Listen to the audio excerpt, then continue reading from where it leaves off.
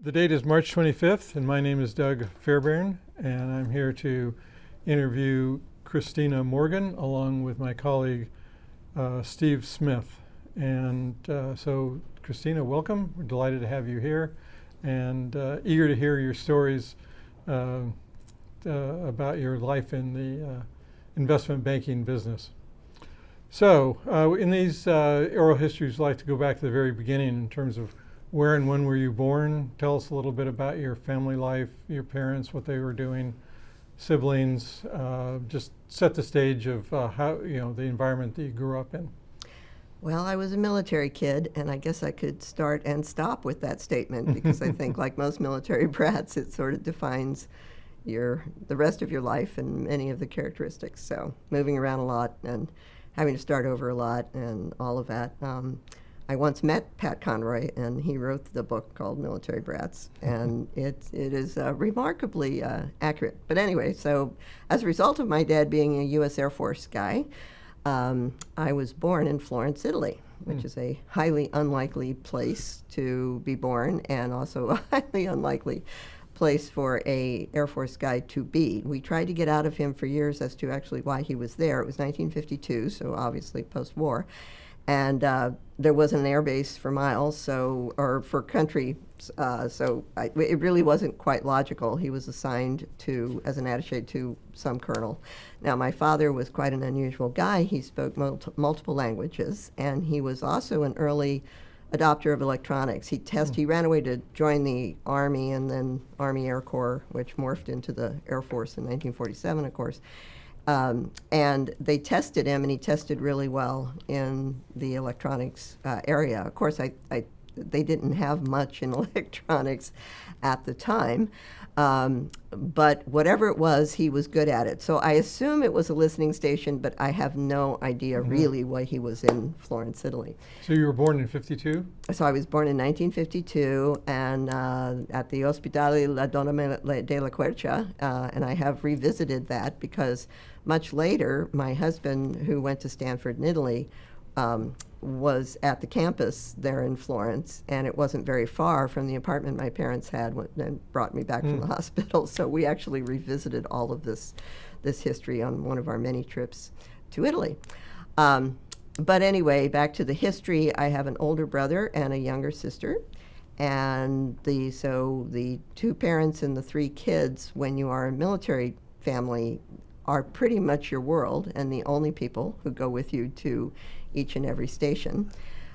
So it's quite the nuclear family, and it's quite the close family, and the patterns repeat themselves over and over, and naturally you have to break in as a new kid everywhere you go. And as we know, children are not nice, they are mean. And so it was an interesting thing. My brother and I are only 21 months apart, and he was a February and I was a November, so we actually were only a year apart in school. So we were very much us against the world, tackling the new school every time we went and sort of confronting new issues. That seemed like a negative many times in my childhood, but it is an enormous positive because it makes you very, very good at going into sets of strangers and acclimating yourself and trying to get them on your side, because it's your only hope of surviving. And so I look back on it now as one of the greatest blessings that could have been bestowed upon me. And we lived in unusual places too. From Italy, we moved from Florence to Naples. We then went from Naples to Washington, D.C. My dad was posted at the Pentagon for a couple of times, but this was a short stint before he was then transferred to Panama. So he was the head of the School for Latin America, and we were training the Panamanian forces in various types of disciplines, and so we lived in Panama for 5.5 years. And growing up outside this country was another enormous benefit to my life, because we just didn't come into life with the normal American prejudices. We were absolutely baffled by people's discrimination on race or this or that, because we had grown up with people of of various races and colors. The Catholic mission school that we went to in Panama had a bunch of diplomats' kids who were from every country all over the world, and certainly all of the Central and South American countries. So again, we just grew up very different than most American families, even though we were always on an American Air Force base, which is a microcosm of American society. They've got the baseball field and the theater and the cafeteria and the swimming pool, but we always went to Catholic schools, and those were always in the cities that were next to the base, so we kind of were in the local culture. Did you pick up any languages along the way? We Spanish did or at one Italian, time. At one time, my Italian was good. At one time, my Spanish was very good. And it is so sad. I am so sad to report that the truth everyone tells you, which is if you don't use it, you lose it, is absolutely true. So my Italian and my Spanish are very rudimentary now. The muscle memory is there. When I get in the countries, I'm better, but they're not good. And then later, I married a very charming fellow named Steve Berggren, who spoke fluent Spanish and Italian. So when we would travel, I would start off in my very bad Spanish and just turn to him and say, when I was slowing things down, I would say, okay, he'd just take over and better than I. So I didn't use it a lot. But yes, and again, my dad spoke multiple languages. My mother, who was 100% Italian, spoke Italian. And so it is one of the great tragedies of my life that my Italian is so bad. From Panama, we moved to Southern California for a year. We were then transferred to TAC headquarters at Langley Air Force Base, Virginia. And then terminal base of assignment for on the Air Force, we were sent to Phoenix, Arizona. Well, actually, George Air Force Base, which is out in the sticks. But again, went to Brophy and Xavier, which were the local Catholic high schools in Phoenix, Arizona. Was happily going along and followed my brother to ASU there in Tempe, Arizona, whereupon my father retired from the Air Force. Did a very small stint at LTV, which is a story in and of itself, but might as well truncate that because that didn't work out, and he joined the Northrop Corporation. He joined Northrop. By this time, my dad had a PhD in education. He had pursued one undergraduate, 2 masters, and a PhD, all going at night. All paid for and sponsored by the United States Air Force, and all pursued in his own time. As I say, a remarkable guy. And he was hired by Northrop to set up a school in Dhahran, Saudi Arabia, whereby they were going to train the pilots and the mechanics and everyone it took to service the F-5s and the F-5Es, because Northrop had sold those planes to the Saudi Arabian Air Force. So my father announced to the 3 kids that we were moving to Saudi Arabia. I was 19 years old, and I said what every teenager would say, well, that's interesting, but I'm not going to Saudi Arabia. And he said what he usually said when we disagreed with him, get in the car or get on the plane, or our opinion wasn't of interest to my father. So he was one of the few people that took teenage kids to this assignment. You were already attending ASU at the time? Yeah, I was a sophomore at ASU. Yeah. So it took you out of college to go to... Oh, yeah. Well, we went to to college in Beirut. I mean, he wasn't taking us out of college permanently. He just was taking us out of that college. And so we moved to Saudi Arabia, which, as you can imagine, wasn't a really terrifically popular choice with us. But once again, look back on it as one of the best things that could have happened to me. Again, we got to go to school and live in Beirut, Lebanon before it was, it's not, there certainly have been wars there and conflicts there for the entirety of its existence, but it was at a time that was before the more recent troubles, if you will. Right. And because it was 1972, 2. So before, but while we were there, having an absolutely spectacular time, Syrians rolled in. And Northrop Corporation took a dim view of having a Northrop executive have 2 dependents in what they now viewed as a war zone. By this time, my brother and I loved living in Beirut and did not want to leave. And so when we got the phone call that said, pack a bag, you're out of here, that was actually a very sorrowful day. And my good gray suit is still on some Palestinian refugee under the umbrella trees on the road to the airport because we weren't able to go and get all of our stuff. But so back we went, and because the tax laws are such that the place you can pay in-state tuition is where you were last living in the United States, and my dad had 2 in college. So back to ASU we went, quite So reluctantly. how long were you in Beirut? How long do you go to college in Beirut? A couple of years. So we were gone for a couple of years. So we did, I don't know, 4 or 5 semesters or quarters or what. I keep forgetting which school had which things, which is part of my story because when we got back, I sat down with a counselor at ASU who was trying to translate the credits back into the ASU system and indeed the United States college curriculum system. And I was quite derisive of this whole process. I said, well, every time I move somewhere, they tell me that whoever it is invented everything. I just, came from the Middle East where they told me an Arab invented everything. And I grew up in Catholic schools that told me that Catholics invented everything. And now I'm here and you're probably going to tell me somebody from Arizona invented everything. It's amazing, these perspectives you all have. And so we chatted and we talked and we're arguing about history of Western Civ versus history of the Western states and, and back and forth and back and forth. Finally, this guy looks at me and says, why are you a psychology major?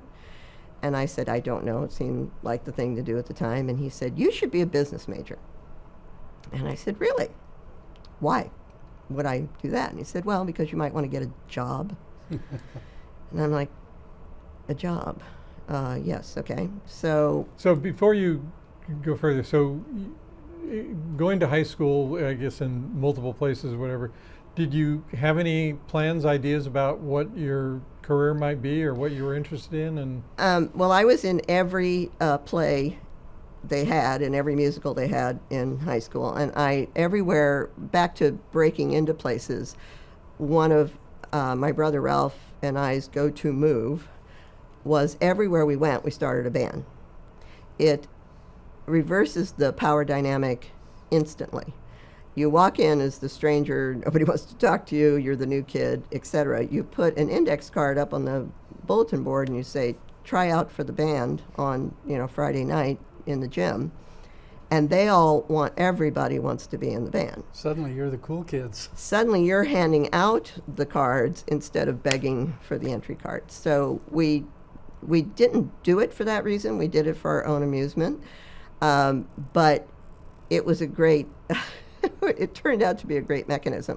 So what were you singing, playing guitar? Yes, because I was also in every glee club and every choir, and Catholic Mass was interesting to me as a performance. I was up in the choir loft, being directed by Sister Laura, and Gloria in Excelsis Deo. So I looked at everything in life as a performance. So I also was good enough to know how not good I was. I'm Salieri, not Mozart. And I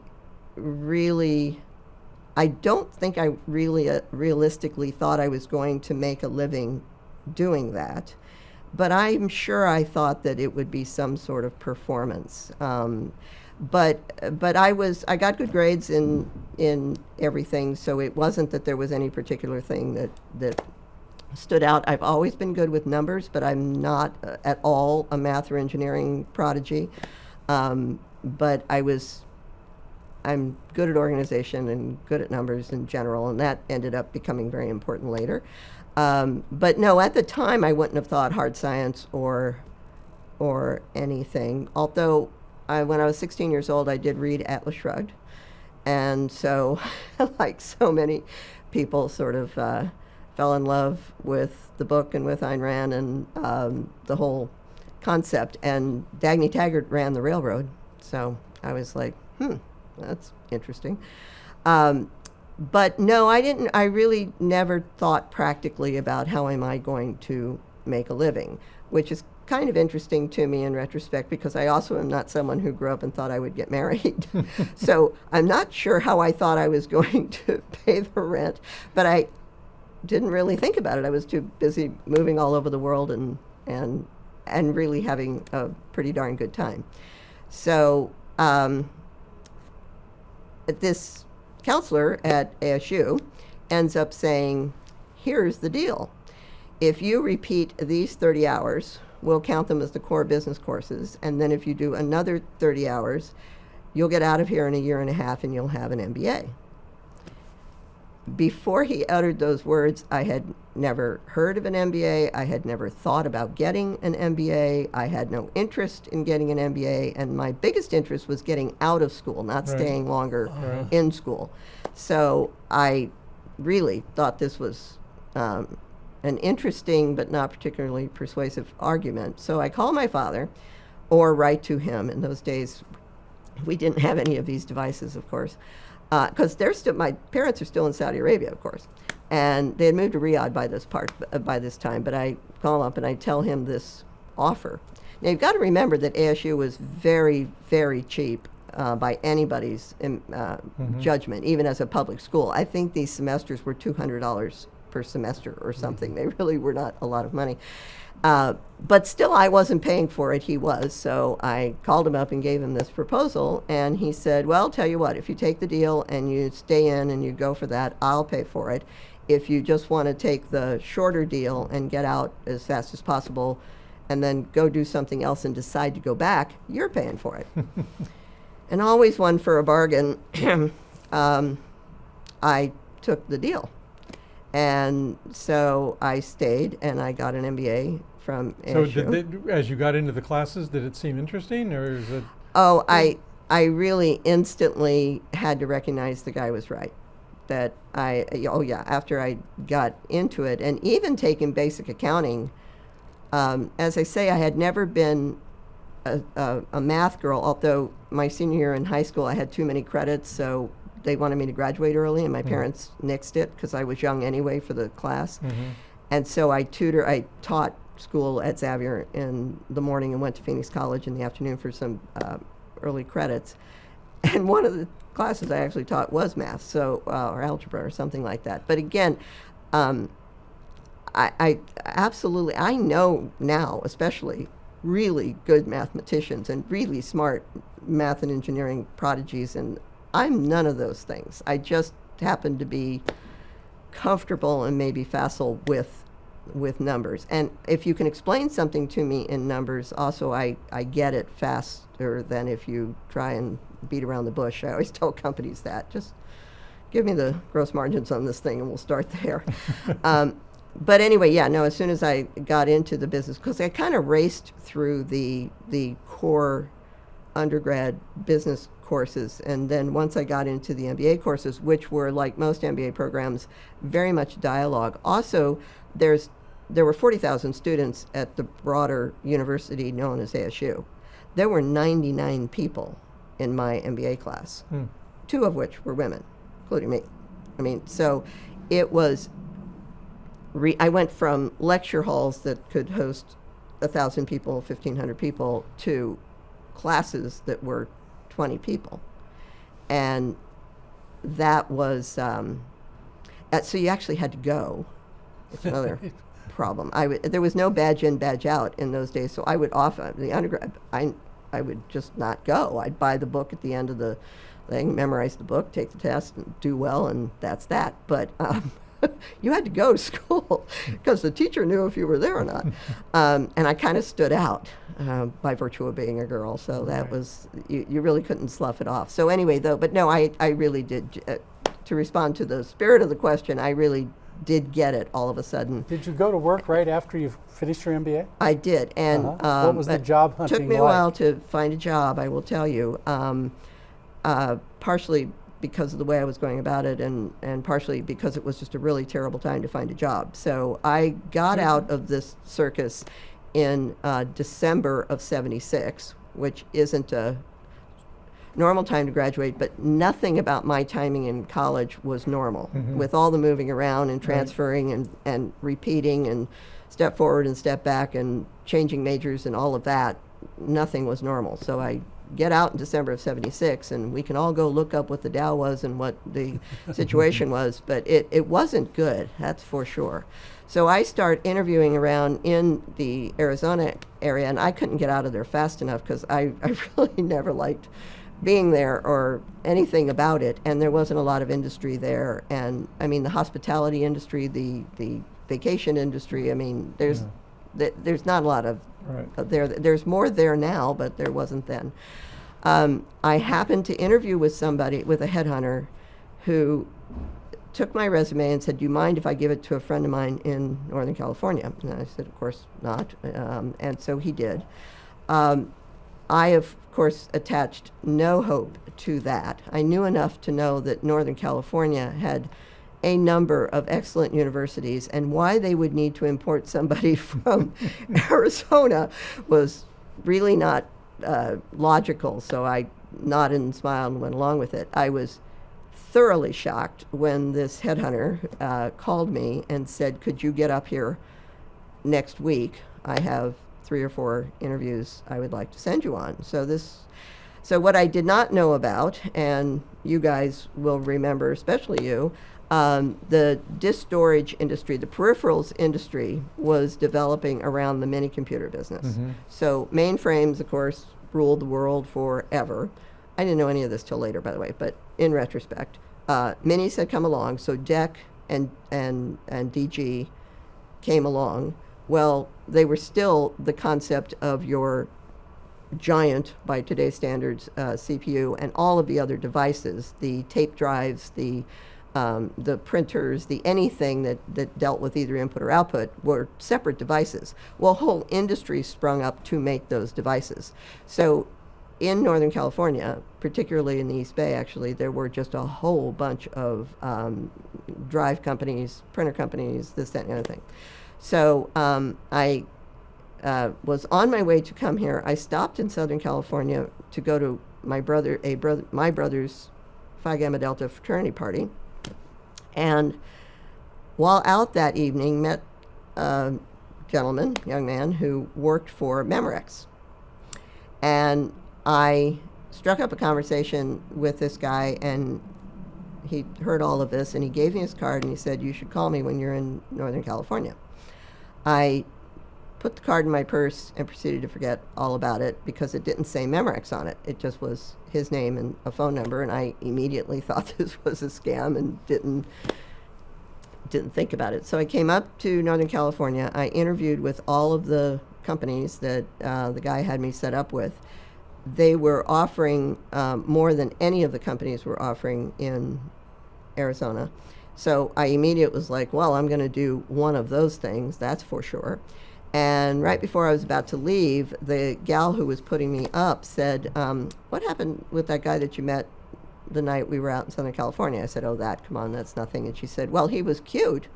If you don't want anything to do with him, I'd like to know who he is. Give me his card. Give him a call." So in order to make her happy, I gave him a call. He picks up the phone, and upon establishing who I am, he says, "Where have you been? I have had people waiting. I have people standing by to meet with you. Could you be here in 45 minutes? You know, this and that." And I'm like, okay, fine. So I go to Memorex and meet him, and I meet 5 people at least that he had lined up within no time flat. And as I'm walking out the door, he offers me the job as an analyst in the budgets and measurements department of Memorex. And he offers me, they were offering about $12,000 in Arizona. They were offering about $16,000 average in these other companies, and this was $20,000. Well, as we can all do the percentages and also put ourselves back in that moment in time, that extra $4,000 was a veritable fortune. And so I accepted on the spot, drove back to Arizona, packed my car, moved to Northern California, and went to work for Memorex. It is, once again, in retrospect, there were an enormous amount of people that you will know, Steve, that worked for Memorex that went on to glorious careers, even though it was a really, really lousy company. And it was coming out of bankruptcy, and it was in terrible trouble. And it was a guy named Bob Wilson had been given the reins, and he had restructured the debt. And as part of that restructuring, he didn't have to pay any interest payments for a while. He got an interest rate holiday. So he was deemed a turnaround artist. And I kept thinking to myself, well, let's see, that guy had to pay all that interest, and this guy doesn't. It has improved by that amount. I don't know that we've turned anything around here. I think we just don't pay interest. But I worked for a number of people up the stack of me, including Jeff Henley, who eventually was, of course, a huge guy at Oracle, and Henry Montgomery, and Hal Crowder, and Mario Gamusio, and I mean the list goes on of incredibly talented and smart people who happened to be at this turnaround company.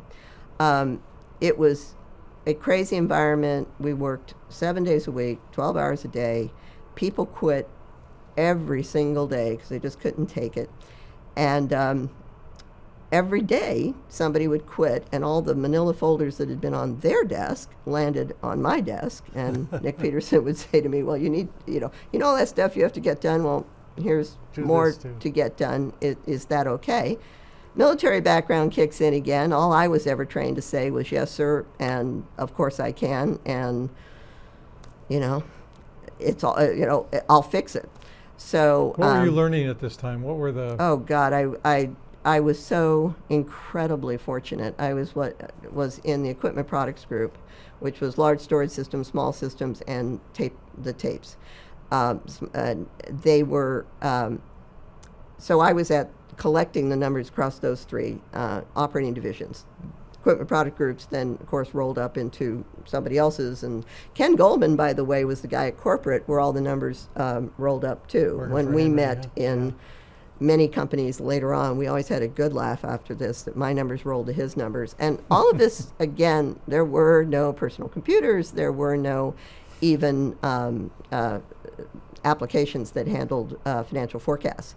All of these numbers were consolidated on long green sheets with a pencil and an eraser and a 10 key. And when you made a mistake or somebody gave you bad data for one of those entries, and we're talking P&L, balance sheet, cash flow, and it rolls all through, you started erasing and refooting numbers, okay? So this was a lot of just ridiculous, slave labor. And it was just hours, and any change that would happen would simply, I'd look at a change and I'd know that's another 4 hours in the office. So the reason this was also beneficial is that the guys who ran those divisions, actually two guys ran two of those divisions, and actually a female ran the third division, Fentress Hall. And I ended up going and sitting down with those guys and trying to explain to them that the gaming that they did with corporate, because of course when you're turning in the budget, you game it. You tell them you need this much for that, and of course you don't really need that much, you only need this much, but you're going to go 3 or 4 rounds before everybody arrives at the right numbers. And I kept saying, you do realize what you're doing. You're not hurting anybody but people like me who have to recalc all of this stuff because you're playing a game with your higher ups. And if we could just cut down on maybe 2 of the iterations, you can't imagine the positive effect that would have on a number of people's lives.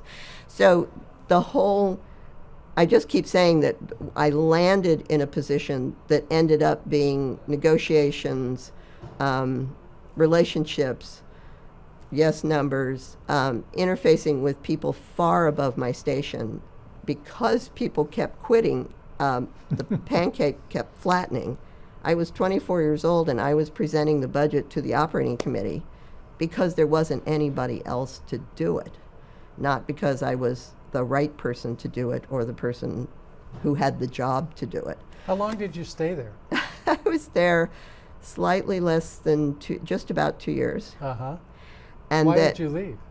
I talk about not knowing very much. Given that I was such a world traveler, you'd think I'd know more about geography. But when I moved here and they told me that it was near San Francisco, this was Santa Clara, of course, nobody told me it was an hour to an hour and a half in a car to San Francisco. So I literally drove, I got an apartment 5 minutes from Memorex, so I saw nothing, did nothing. All I did was work and go back and forth to Memorex. It was like living in Arizona, really, because you went to the grocery store in your car, you went to work in your car, and you went home and you slept and you went back to work. So there's no life, the peninsula at the time was no fun. There were no restaurants, there were nothing. All the action was up in San Francisco. So I observed to myself, well, I thought I was moving to San Francisco, which I was not. So all the headhunters that were calling me, and again, let's go back to things are blowing up. So this is 77, 78. Things are starting to happen in the Valley. I'm not really aware of it, but and I'm not really sure of any of it. But all I know is that I want to live in San Francisco. I do not want to live in Santa Clara. So I told all the headhunters, do not even call me if it's not in San Francisco. So a headhunter who turned into a very good friend of mine calls me and says, Itel. On my life history, people keep writing it down as Intel. Not Intel, Itel. And in one Embarcadero in San Francisco, be there this afternoon. I went up and interviewed with Michael Terry and Jonathan Spatz. They were doing the tax leverage lease deals on capital equipment, which had nothing, and I mean nothing, to do with what I was doing with computers. The computer division of Itel, which is what brought Itel down and which bankrupted eventually Itel, was somewhere else and not any of our business. We were taking airplanes, rail cars, any capital equipment, and marketing them when they came off lease. And we had 5, 10, 50, 50 arrangements, which I thought was highway robbery. I kept asking my bosses whether what we were doing was actually legal, because it was so easy and it was making money hand over fist. And I just didn't think the banks that actually owned this equipment even knew that they could make the same 2 phone calls I was making to remarket this equipment for original equipment costs, and they wouldn't have to give us all of that money. But I was informed I should not let them know about this. Pretty dramatic contrast in Completely. cultures between Memorex and So I went Itel in from those days. linoleum floors and metal desks to white carpet, real furniture, and as my husband said later, secretaries who look like something out of a Matt Helm movie. For those of you who don't remember, that's like James Bond, only not as good. But I really, again, I wanted to live in San Francisco. So our best friends in the world were Bob and Arian Matchalot, and they lived up the hill. And Arian found me my apartment, and so I moved to San Francisco to work for Itel. And I had also a great time doing that. But as I say, very sadly, the computer division, which made a very stupid move, they took ownership of a generation of computers which then were obsoleted, and they were stuck with them, as opposed to leasing them like they were a leasing company. I'm not quite sure why they didn't lease them, but whatever it was, that great sucking hole eventually took the entire place down. So anyway, I ended up leaving there and joining a company called Qume. Qume, Qume, was a daisy wheel printer company. And Will Cochran, who I had worked with, one of the many people I had worked with at Memorex, and this is one of the great lessons I tell all the young people that I talk to, everything you do in this life is a new circle of your network, and you never know who is going to be helpful, who is going to be useful, and making enemies along the way is about the stupidest thing you can do. You must, all of these people, become your allies if you will let them. And as long as you are the hardest working person that they know, they will be your ally. So I ended up getting a job at Qume through Will, and once again, back in computer peripherals, if you will. I mean, only one kind of computer peripheral, and back in Milpitas. I mean, back in the extreme South Bay. So talk about a reversal of fortune. But again, learned a lot, great job, up until I went to a dinner one night with at Bob Patterson's house, and somebody got up and made a speech about laser printers. And as I listened to this speech about laser printers, I sat there with the cold, hard wave of knowledge rolling over me that laser printing, once it got to be a affordable price, was going to put every other kind of printer out of business. I don't care if you're a thermal printer or a daisy wheel printer or whatever, it was going to roll over it. The reason it hadn't since, or at that point, was that they were not viable in terms of price. Apple Computer, Steve Jobs, was about to put out an under $5,000 laser printer. I went back to the founders of Qume. I was the head of the budget department, the financial planning department, not the product planning department, of course. I was just in charge of putting the numbers together, and I got up at one of the operating committee meetings and informed them that their livelihood was about to be swept away, and unless they came up with a laser, we better be doing research into laser printing, or this isn't. And they didn't really appreciate those comments, and they didn't think that was very interesting. What year was this? This was by now 81. And Steve and I had just gotten married in January of 81. And Steve kept talking about taking a break and going to Italy for a material period of time. And by this time, Steve was working for Itel Container, and Itel Container, which was one of the last survivors of Itel, because what a great business container leasing is. Oh my God. Railcar leasing is a decent business, but containers are amazing. Those steel boxes, nothing ever happens to them. You just lease them out for forever. But as I say, it was all going to go away. And we kept talking about the fact that in a two-career marriage, there are very few times that your outlook on life or your outlook on your career are the same. The other thing is that he was 9 years older than I was, so the fact that we were coming to a crosswise with both of our situations, because I kept saying to him, they are not amused by my opinion that they're about to go out, that they're about to get wiped off the face of the earth, and Itel Container was not a great place to go because it was clear that that was going out of business too. So we both said this is probably the time to do what we wanted to do and go to Italy. So we did. So it you was had like met 8 him- months or something, wasn't it? We went to Italy for 8 months. Incredible. You had met Steve at Itel? No, I met Steve on a blind date, January 16th, 1978. Robin and Terry Bellis, who Robin and he were classmates at the Stanford Business School, introduced us. Robin is a partner at Morgan Thaler Ventures and, emeritus now, but for many years there. And we've laughed about this many, many times. I met the Bellises through a different connection, through a friend of my brother's. And I went to dinner at their home one night while I was working for Memorex. And I told a number of off-color jokes. And so did the rest of the table. I wasn't the only one. This was kind of a round robin. You were holding your own. Well, I kind of won. And all through the night, Robin and Terry kept turning to each other and say, "Wait till she meets Steve." And I was, having been on a number of blind dates in my life, I was not very excited about them. If you've ever been on one, they're not usually particularly good experiences.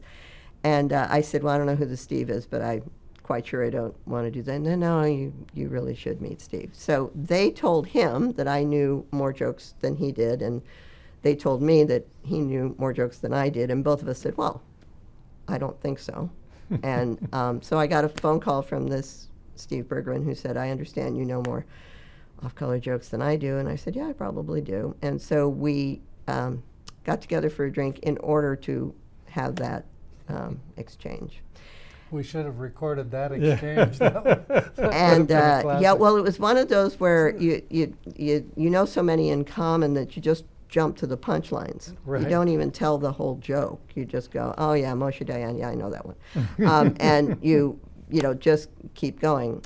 This was a Monday night, and we had scheduled only drinks so that we both could go. Oh gosh, getting late. Big day tomorrow. Got to go. We ended up shutting down the 94th Aero Squadron at 1 in the morning, and San Jose it was at the San Jose Airport. yeah. Yeah. And they had those little. You could go in the booth and you could listen to the control tower Yeah.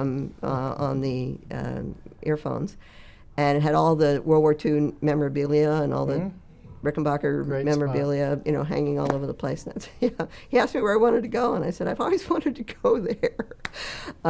So we got married 3 years later, off by one day. Took me a while. Longest sales cycle of my life, as I have often said. I consider myself a pretty good salesman, but talking Steve into marrying me was not easy. I recruited all of his friends. It was lots of people against one. So I felt sorry for him in the odds because I got all these people to kind of back me up in this. But we kept saying it was for his own good. That's what you usually do when you're trying to get somebody to do something they don't want to do. Since we were married a very, very long time, I'm going to come to the conclusion that I was right. It was for his own good, but I'm not sure he ever really admitted that. But So you got back from Italy. so we get back from Italy, and we are both looking for a job. Steve decided to completely change careers because, as we were reflecting earlier, he was Stanford undergrad, then he did the Peace Corps, then he was in the Navy. He did his first year at the college in Rhode Island. RISD? Sorry? RISD or? Officer school, the Naval. Oh, the Naval Officer Training School. Yes, and he did his second year on a gunboat in Vietnam, and he volunteered for the gunboat in Vietnam. I still shake my head, and so when he had started with the Stanford Business School class of '71, did one quarter, and then was off to the Navy, and when he returned, he finished Stanford Business School, so he ended up class of '73. Right. But again, he had circles of people from both of those classes that I eventually inherited, for which I'm enormously grateful. But anyway, so he does Stanford Business School. Then he joins McKinsey, San Francisco office. Chuck Tennisgetter, Mike Gawkey, I mean, the list goes on Ted of the Hall. people in our circles about that, including Steve Smith. And then, like a lot of McKinsey folks, joined a client known as Four-Face Systems. So he, and then eventually joined Itel Container. Both of us were financial types. He, of course, 9 years ahead of me, he was more senior, certainly, than I was, and he was just at a different stage of his career and everything else. But when we came back from Italy, he decided that one of the ancillary industries to the technology revolution that was needed restructuring or fixing was the real estate end of the industry. So he ended up going into that, and I'll come back to that. I came back intending to pick up where I left off and get a job very much like what I used to have. So I just started calling the network, and I was just about to join. I met Merrill Newman, who is one of the great CFOs of all time, and he was CFO at Convergent Technologies. Convergent Technologies had been taken public by Hamilton Quist. That's about all I knew about H&Q, but we had a friend named Larry Roberts who worked for Hamilton Quist, and he also covered Convergent Technologies. So I called, he had been a pal of Steve's at Four-Face. So I called Larry Roberts truly to find out about Convergent Technologies because they were offering me stock in addition to the salary, and I wanted to know whether I should laugh at them or ask him for double, or what he thought of this. And Larry's reply was, well, I didn't know you were looking for a job. Why don't you come up here and talk to us? And I said, us? Who us? And he said, H&Q. And I said, well, because I know nothing, and I mean absolutely nothing about what you do. Oh, that's okay, says he. You're a quick study. You'd figure it out. You should come up. So it turned out that the H&Q research department was had like 5 senior guys, and then they had right out of college assistant/analysts. And what they were doing was not building any succession, because those kids would do a couple of years and then go off and do something else. So they had gotten together and come to the conclusion that what they needed were people who already had an MBA and had some business experience, and they picked 5 years. I happen to have 5 years of business experience. So I get up there and I interview with everybody who covers all the industries, including Cy Kaufman, who covered software. And I spend the entire afternoon really trying to talk them out of this. I mean, I keep pointing out to them that I know nothing about investment banking, I know nothing about research, I know nothing about stocks. I know my father's idea of a investment outlook is to have a lot of gold bars under the bed and to be heavily armed to protect those gold bars. So, stocks and bonds were not a conversation at my dinner table. So everybody kept saying, oh, that's all right, you're a quick study, you'll figure it out. So at the end of the day, after I interviewed with Cliff Higgerson, who is a wonderful gentleman, and the head of research, 3 of the analysts offered me the position. And you can imagine I was pretty shocked at this. And I ended up picking Cy Kaufman, who covered software. Now I have been written up in many articles as being incredibly prescient about knowing that the software business was going to be the world's greatest industry. I assure you I did not. Cy's sense of humor and my sense of humor just really clicked. And also when I said to him, well, this is ridiculous. Convergent's offering me $45,000 and you're offering me $40,000 salary to do this. Why in the world would I take this job? And he said, well, it's simple. If you work out, I'll pay you twice that much. I did not understand there was a bonus system in the investment banking business. And I said, and if I don't work out, he said, I'll fire you. But interviewing out of Hamilton Quist is terrific. I mean, you'll get another job. I mean, you have no risk. And I'm like, mm-hmm. So I ended up taking it. And so I joined a firm that I knew very little about, an industry I knew essentially nothing about, and pursuing a profession I knew nothing about, once again. So in I dove. This was a fortuitous moment. October of 1982. But Cy had told me that this was great. He was going to teach me the business, teach me the research business. At the same time, he was obviously teaching me the software business for 2 years. And at that point, he was going to go off and cover data communications. He was convinced that data communications, which we would call networking now, and he was very right about this, was the next wave. So he really was, I'll train you up and then you can replace me in software and then I'll go off and do data communications. And I thought, okay, well, there's a good plan. 8 months later, Cy walks in my office and tells me he's going to Robertson Stevens, a competing firm. And good news, he was taking me with him. And I thought that was rather shocking information. So I go to Bill Perry, who's the head of research at this point, who is the former Assistant Secretary of Defense of this country, who is also a wonderful gentleman and incredibly fabulous guy and a very odd person to be in charge of the research department at a small investment banking firm. But he was.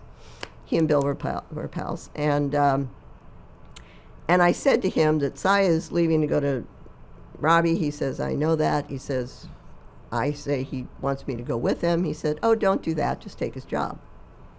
And I pointed out to Bill that I was 8 months into a 2-year education process and that I really was not at all qualified to step into size shoes because I informed him I had no idea which stocks were going up and which stocks were going down. And he, of course, said, "Oh, Christina, neither does anybody else. So, I mean, join the club. Nobody knows which stocks are going up and going down." Take a couple of minutes to describe what your responsibilities were coming in as an analyst or researcher in that. To do everything I didn't want to do. It was quite a small firm. You got to remember there were about 50 people in the entire firm when I joined H&Q in October of '82. There were 12 self-identified public software companies. And believe me, half of them weren't really software companies. They were services companies disguised as software companies.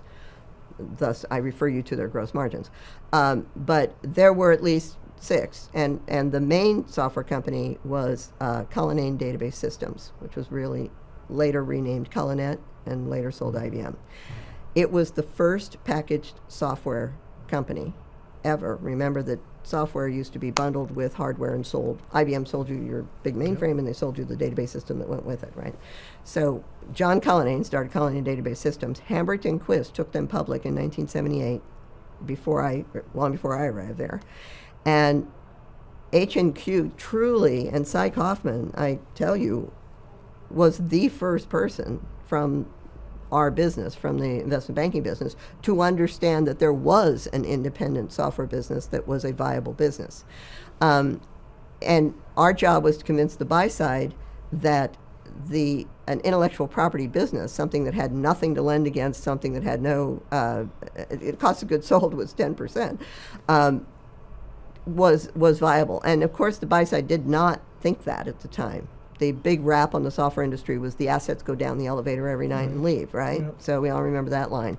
So it was up to us to convince them. But back to what I did, literally, so the company, there were at least these 12 companies that report their numbers every quarter. So, of course, the analyst has to produce a report on every quarter. And so the person who writes the rough draft, assembling all the numbers and grabbing we had one Quotron machine in the middle of the floor. So if you wanted to go look up the stock price, you stood in line at the Quotron and went and looked it up and wrote them all down. Let's remember how rudimentary things were in October of 1982. So I was doing rough drafts of investment reports. Whenever we would take a company public, the analyst came up with a 30-page, what we called investment study, which was an in-depth report on the company, positioning it within its industry. Well, who do you think had to write the first draft of that? So it turned out that what they needed was somebody who was good with numbers and good with prose, good with language. And that does happen to be me. And usually in our world, you're sort of one or the other. They're sort of the artsy, You also had to make recommendations. Is this a buy, and at the sell, end or of the hold? report, it's thumbs up or thumbs down. So there's a sales force, an institutional sales force over there. Research sits here.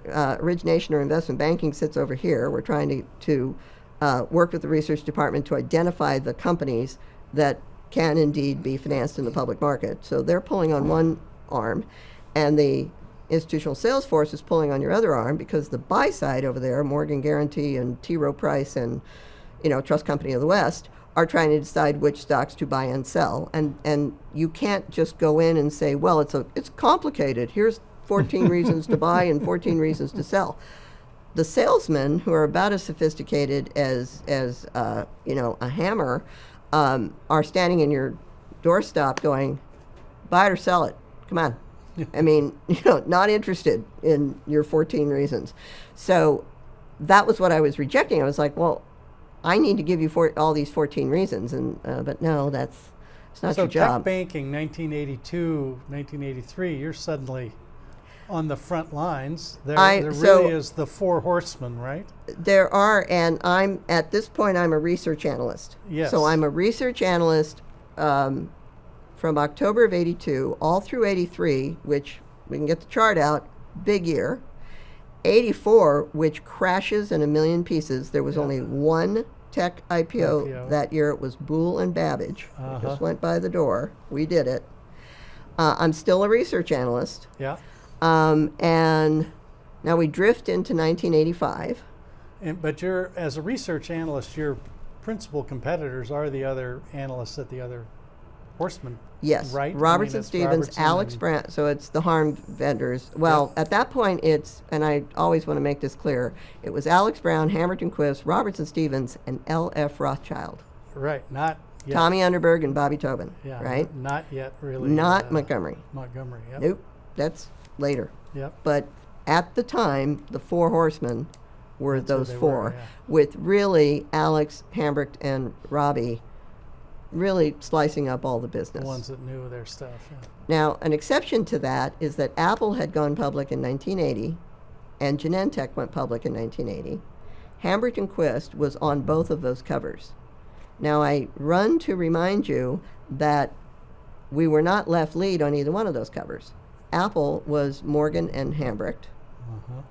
and Genentech was maybe Payne Weber and Hambrecht, but not, I think it was not Morgan or Goldman. It was Uh-huh. somebody else, somebody like, because obviously healthcare. Taking Apple and Genentech public, and this is before I got there, in 1980, put Hambrecht and Quist on the map.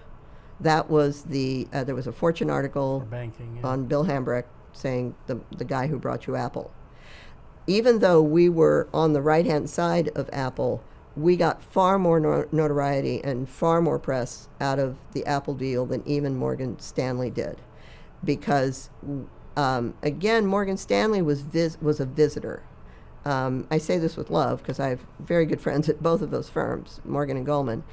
But certainly in those days, and for many years thereafter, they would come down off Mount Olympus and deign to do business with somebody in the valley. I give you Apple. They were not interested in the others. It's not that we were beating them left and right. Too small. It was that they were just way too small. I mean, the fees were not attractive. You have to remember that Hambrecht and Quist was a true merchant bank. We were a venture capitalist as well as a agent, as well as an investment banker. We were putting our personal money and our firm's money and other people's money into these firms, and so our profits or our returns were heavily investment oriented. The 7% divided by two people on a $10 million deal was frankly of little, no monetary value, very much monetary value at all. But we were very interested in getting them on the road to liquidity naturally. Mm-hmm. But we could afford to look at it that way. Morgan Stanley was not at all looking at it that way. So the size of the fee was the only thing you could be possibly interested in. And believe me, they were not very interested in these numbers. So there were really very good reasons for them not to be in those businesses unless it was something that was going to get famous, it was going to get on the cover of Fortune. So again, it was the four firms, and yes, we were very much direct competitors with Robertson Stevens and Alex Brown, and we were always fighting each other to be on the same cover. In those days, most deals, even with Morgan Stanley, were 50-50. So it wasn't an economic thing, it was really a hubris thing and a pride thing, and being in charge. You really did get to shape the deal. You got to shape the story. And I have said a million times in every interview I'm in, I really never thought of myself as a financial engineer. After all, equity is the simplest thing you can possibly pursue. It's not like debt restructuring. It is a piece of the action. Yes, it's coming to a price. But I am not a financial engineer. I'm a storyteller. So you sit with the founders and you say, tell me your story. Tell me why this works. Talk to us about the transition from being an analyst to being a banker. Well, if Mike McCaffrey is listening, he will love this story. We were in Texas. We were visiting with Hogan Systems. We were flying back after visiting with them. Mike was the banker and I was the research analyst. And on the way back, this is the first time he was meeting them, and we had gone together. We were flying back, and he says, boy, you're so close to those guys. You're such good friends with those founders, those people. You must have known them a long time. And I said, well, no, I met them like a month ago. And he stares at me and says, really? And I said, yeah. I said, oh, yeah, they're super good friends of mine now, and, and they know this guy, and he knows John Cullinane, and, of course, he's a really good pal of mine, and this, that, and the other thing. So Mike, on the way back on that plane, said to me, you're in the wrong department. You kind of have this way of getting to know people really quickly. And I said, well, yeah, I moved around a lot, so I know, it's kind of a core competency. And he said, that really, we got to find somebody else to do this research job. You would be. It's possible that Mike was thinking, you're actually a pretty terrible research analyst. Why don't we find something else for you to do? That's a completely legit interpretation of this. But by the time we got back, he had scurried into Tom Volpe's office and informed Tom Volpe that I should be in the investment banking department, at which point I pointed out to everybody, you're going to guess the thing that I didn't know anything about being one of those. I just recently figured out how to be one of these, so why don't I keep doing this and you keep doing that? Mike McCaffrey is a Rhodes Scholar. Mike McCaffrey went to all the right schools. No, that's not really going to happen. Well, that's exactly what happened. And we hired Osman Aral to replace me on the research side, who's still one of my best friends. And I transferred to the investment banking department. And I think there were quite a few people over there who were not entirely impressed with this decision. But again, my allies were better than their allies, so that all worked. And the essential magic of investment banking that everybody knows who has ever done it is that it is all about relationships and getting people to trust you and getting people to decide that they are better off after talking to you than they were before they talked to you.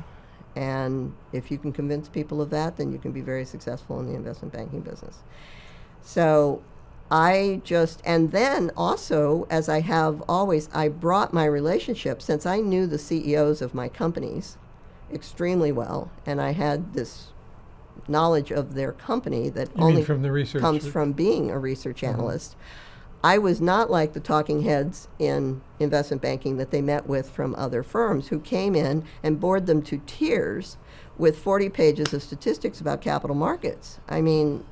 These guys are sitting there, they're engineers, they're double E PhDs from Berkeley or something. They really could give it. But had no clue what the product was used for or why it was. And didn't care. Competitive, They right. just wanted to talk at these people about how great their firm was and how these statistics about their firm did XYZ deal for XYZ person, which had nothing to do with them, of course. And I was watching these founders just shaking their head going, okay, that's a big waste of my time. So you do what you do in any professional service firm. I'm sure McKinsey is the same. You try not to waste people's time, for the love of God. That is their only asset that they value over everything. They value it over money. They value it over everything. So I wasted less of their time because they could shortcut to the story. And I also I'm always said that really my job is to hold up a mirror and reflect it back to them and rephrase it. I said, tell me what you do. They'd tell me what they would do. And I said, oh, God, that isn't going to fly. Because I also knew what the institutional salesman and the buy side wanted to hear, because they're pretty simple over there. That institutional salesman has to cover all the industries. He doesn't have the time to dive into all of this. You have to explain it in a pretty simple, we got to get this down to 2 sentences. So you're a giant editing machine. You're taking this long paragraph about what they do and flattening it and saying, okay, this is what we do, and it's better than those guys because of this. So it was 84 when you it was 80 by the time this took a while, so it was 85. I think my first deal probably was VM Software, not to be confused with VMware, which is Diane's company, which was later. I did that one too, but there was a tools company. IBM had an operating system called VM, and this was a tools company in Virginia. Still one of my best friends, Bob Cook. And I think it was my first time being the investment banker on a deal. Were there women in tech banking then? Well, there again, it was the answer is yes, but not a lot. But then again, it was such a small industry. Right. So Alex Brown's head of investment banking, or a very senior person in Alex Brown's banking, was Beverly someone. I'm going to have to go look up her last name. So there was at least one. Oh, Ruth Ann Quinlan. Yes. I mean, yeah. Mary Meeker. Now I'm going later into the thing, but Later, yeah. So now a lot of women I know say, okay, but you're naming like 5 people and you were all well known and became big stars and all that. And I was like, but it was a small industry. There weren't that many tech bankers. Yeah. So sure, there weren't that many women, but I didn't walk around saying, oh, woe is me, there aren't a lot of women. No. I mean, I would, and again, back to the way I was brought up, if I had ever told my father that the reason I couldn't do something or lost a contest or got a bad grade or this or that or whatever was because I was a girl, oh my God, I don't know what the reaction would have been. That wasn't an acceptable excuse. Did you find that the clients, who were mostly male, Mm-hmm. responded well to your inputs in part because you had done the research, you knew their companies, and coming at it as someone who looked different than the other bankers they were considering? Well, I'll say yes to that. I'll make the obvious point that essentially investment bankers are salespeople because we are selling our firm. Pick us instead of them.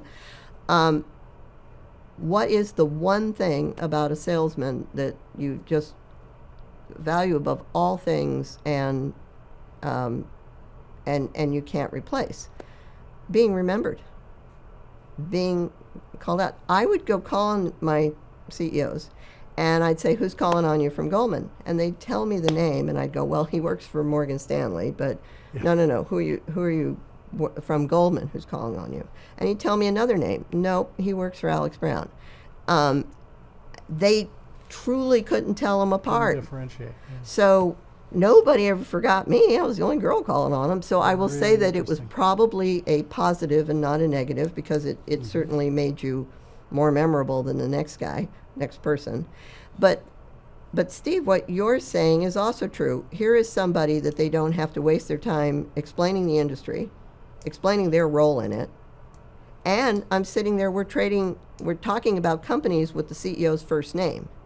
Well, if Larry does that, then you know Ryan's going to do that. You know whereas these other guys are all sitting there needing to be told who the hell we're talking about.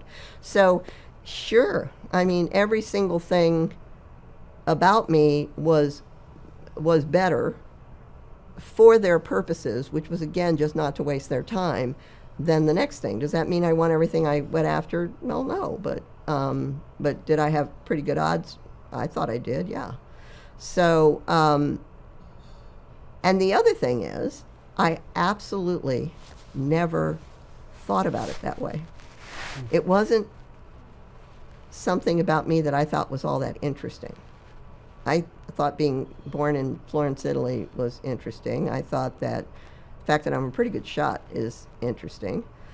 That I moved all over the world and lived in strange places and went to college in Beirut was interesting. But the fact that I'm a female, I just didn't find it all that interesting.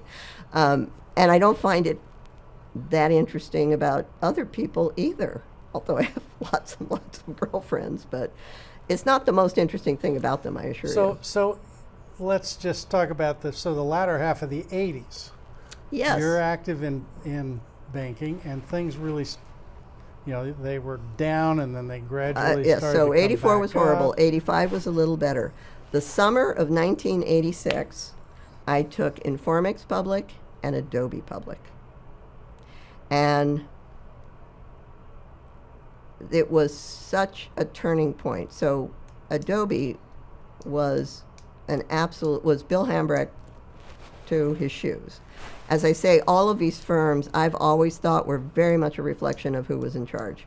Sandy Robertson was a wonderful person and a gentleman, but Sandy was an investment banker to his shoes. Bill Hambrecht is a venture capitalist to his shoes who Correct. decided to have an investment bank because he found it useful to have an investment bank as an avenue to liquidity. But his heart and soul was with the venture business. Yep. He bought 50% of Adobe for $2 million in the early 80s. And in 1986, I was the lucky person who got tapped to be the account officer on Adobe, which we took public in the tiniest little deal you ever saw. Sole managed. We paid Alex Brown $50,000 to do a independent pricer opinion, and we. It is so much more important as a deal to me than so many of the other much larger, much more famous. I mean, Adobe's famous now, but I assure you nobody had ever heard of Adobe and did not get it at all. But guess what it ties back to? Laser printing. Yeah. So John Warnock and Chuck Geschke had built a printer control language, which, as I explained to my salesman who needed a simple explanation, is like an operating system for a personal computer. Have you heard of Microsoft? Okay, good. You know, so they licensed that printer control language to Steve Jobs, and Apple came out with their under $5,000 laser printer, and it was driven by Adobe. Well, guess what? It was a 7% royalty, and so Adobe collected a 7% royalty on every single laser printer that that shipped. And what did they have to do for this? Rip open the envelope. I mean, you know, so cost of goods sold was 10, Wow. 90% gross margins. They were fabulously profitable on a very small number of revenue. And I sat there going, okay, this is the best business in the world. I have now been acquainted with the best business, run by two of the nicest people who ever walked the earth. John Warnock and Chuck Geschke, besides being geniuses, were the kindest, most gentlemanly people.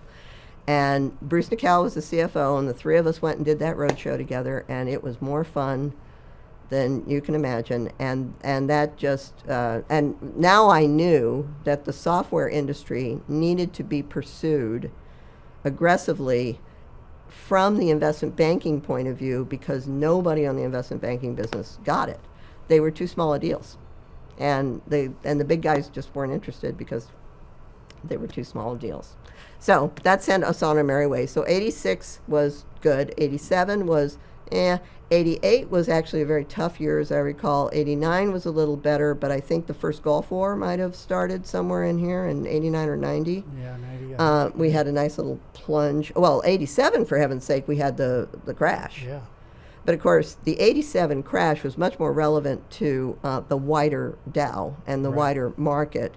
All of these crashes in the past, they kind of stopped action in our sectors too. But again, since we're calling on very small companies who are building towards The fundamentals a were future- not affected so much by the broad economy. yeah, no. just because, you know, you'd go talk to your EE PhD founders and say, you know, the Dow just crashed 500 points, which was a lot of points on the then Dow.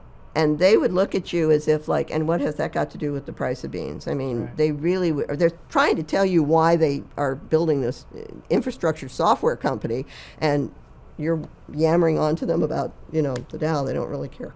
So you continued at H&Q all the way All the way till we sold it. to Absolutely. to the Yeah, till we sold it in transaction. So that's 1999. another. That And of was course, another the genius tenure. of Hambrecht and Quist was first, of course, Bill and George died the year I joined. I joined October of '82, and he died in December of '82. So it's really, George wasn't a part of all of this because he Right. so sadly checked out early. But Bill Timken, who was the third founder of H&Q, who was the head of capital markets and who really made all of these deals work and taught all of us how to do a deal. Because, as I keep saying, Bill H., God love him, was just far more interested in the venture business. Yeah. So Bill Timken is really who ran the public market business. Right. So we are going along in those crashes keep happening, ups and downs. Early 90s happen. Platinum Technology, Filipowski, Frame. And again, the formula kept repeating. I made the original investment in Frame, for instance. I was on the board, and I was the account officer on the IPO. So this was, we viewed it as a very constructive, committed experience. It later, with the regulators, came in and decided you can't be those things. It's all in conflict with one another. We, of course, looked at it completely differently, and there weren't regulations against it at the time, of course. But so we were, again, continuing with the merchant bank concept, and around a person who came up at the same time I did was none other than Dan Case. And on the investment banking side, he came into the firm, and it was obvious from the day Dan stepped foot in Hambert & Quist that he would eventually run Hambert & Quist. He was truly the smartest person that I have ever met in the investment banking business. And he took over from Bill eventually, worked with Bill very closely. They were a great team for a long time, and then he got the reins. Dan was only 31, I think, when he became CEO of Hambert & Quist. Mm-hmm. And Dan and I just ended up sort of making everything run through all of the troubles, and there were many difficult times. The mini-scribe scandal was huge. We had to navigate through that. We often lost people to other firms who would pay them more because we didn't pay a lot. We really said, I said to people who interviewed at Hambert & Quist, if you want to make a lot of money in the investment banking business, let me call my friends at Morgan and Goldman and even Robbie and Alex. I'll get you a job over there, and that'll be great.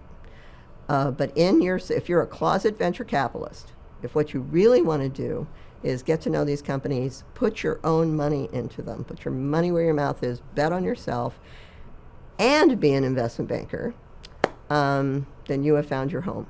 And we are an artist colony, and we're not for everybody. And we are looking for very few people, and we have a really terrific organ rejection system. So if you're not right for here, you won't be here very long. We won't fire you. You'll leave. You just won't like it. Give us perspective on the size of H&Q and its share of this tech banking market during the run. I've got a remember chart how that big I'll. it was when you got there. It was 50 people when I got there. So Yeah. and we were 1,000 people, including the venture capital arm, which was probably a couple hundred people when we sold it to Chase. So there's the bookends. Yeah.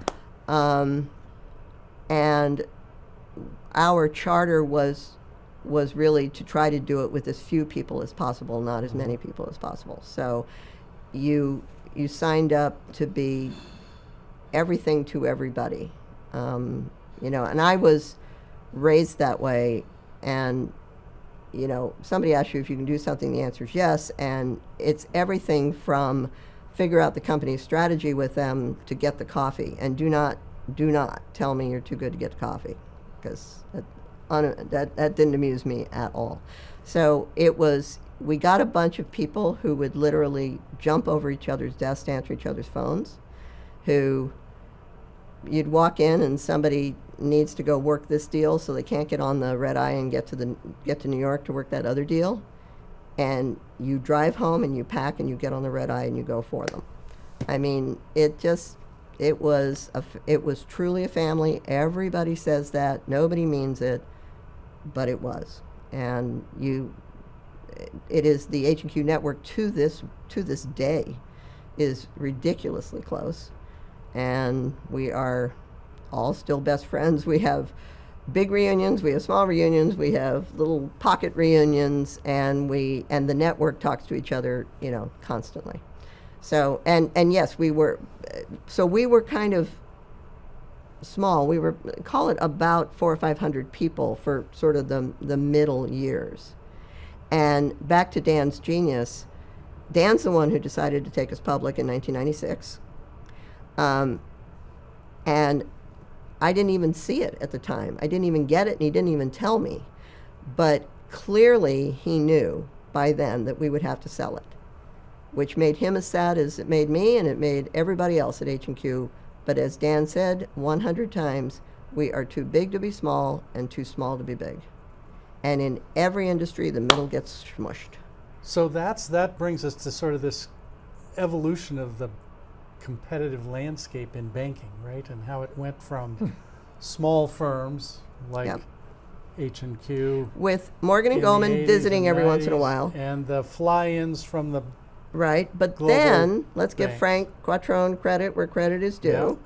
Frank was with Morgan Stanley, and I always said that Frank should have actually worked for us, although he and Dan could not have. There wasn't enough oxygen in the room for that. But he actually he really did like the technology business, Right. and he was out on the West Coast running tech investment banking by this time for Morgan Stanley.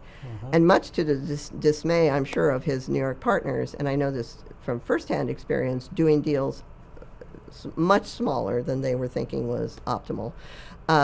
But so they would be doing that. But I still said, there's still accidental tourists in our business. I kept telling the kids who worked for me, we live on the river of technology. We fish in the river every single day. That is why we are good fishermen. These folks live in town. They drive out on weekends, and they look around for a while, and they pick one, and might catch a fish and once they in a while. and they catch fish once in a while, and then they drive home.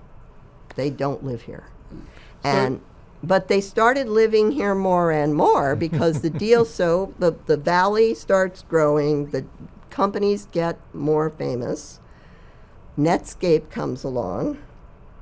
Right, the internet comes along. happens, and Netscape wasn't the first one. We did the first one. It was called UUNet. But anyway, the second one, or the famous one, was Netscape, and that was Morgan and Hambrecht, Frank Quattrone, and yours truly. And now the world is talking about it. It's on the radio. It's on the TV. And now, of course, Morgan and Goldman went in on that. Now they can explain to their wives and children and partners what these companies do. Well, they still didn't know what they did, but they had heard of them. Yeah. So now they just come in, and this is concerning Dan even more, because he's like, wait a minute. We've been here with you, Mr. and Mrs. Founder, for the whole thing. We funded you. We nurtured you. We went through the ups and downs with you. We probably took you public in a tiny little deal. Along comes the big fat follow-on, and in walks Morgan and Goldman and says, good news, we're going to come in here and join your cover. And your board is so impressed with themselves and so excited that they allow this to happen.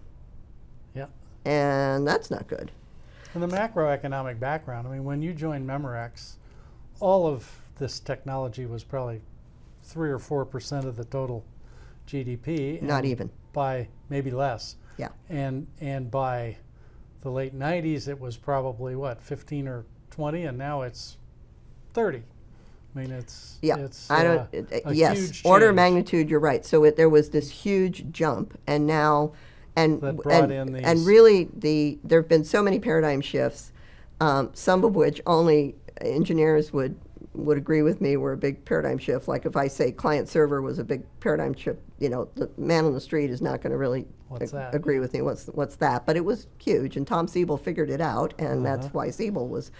There's a number of reasons why Siebel was such a landmark deal, but that was one of them. But the internet, exactly. The internet came along, and let's remember that was mid-90s. So suddenly, yes, our areas were now, I don't know about glamorous, but certainly well known. So now, yes, the competitive environment has gone huge. Everybody and their brother is now trying to be in technology investment banking. Now, fortunately, engineering founders, the majority of which, most of my CEOs are engineering founders, well over 50% are foreign-born, are not as susceptible to people who don't know what they're talking about. So we still had that hook. Right. And so I was pushing against going public and all of this stuff. I kept saying to Dan, you know, we preach to our companies that to go public, you have to have a predictable revenue stream.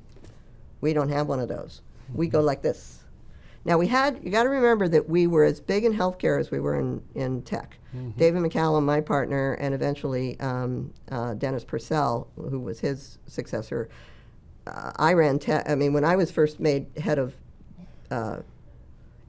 banking, I was head of tech banking. Right. I wasn't head of healthcare banking, nor would I think I should be head of healthcare banking, knowing nothing about it.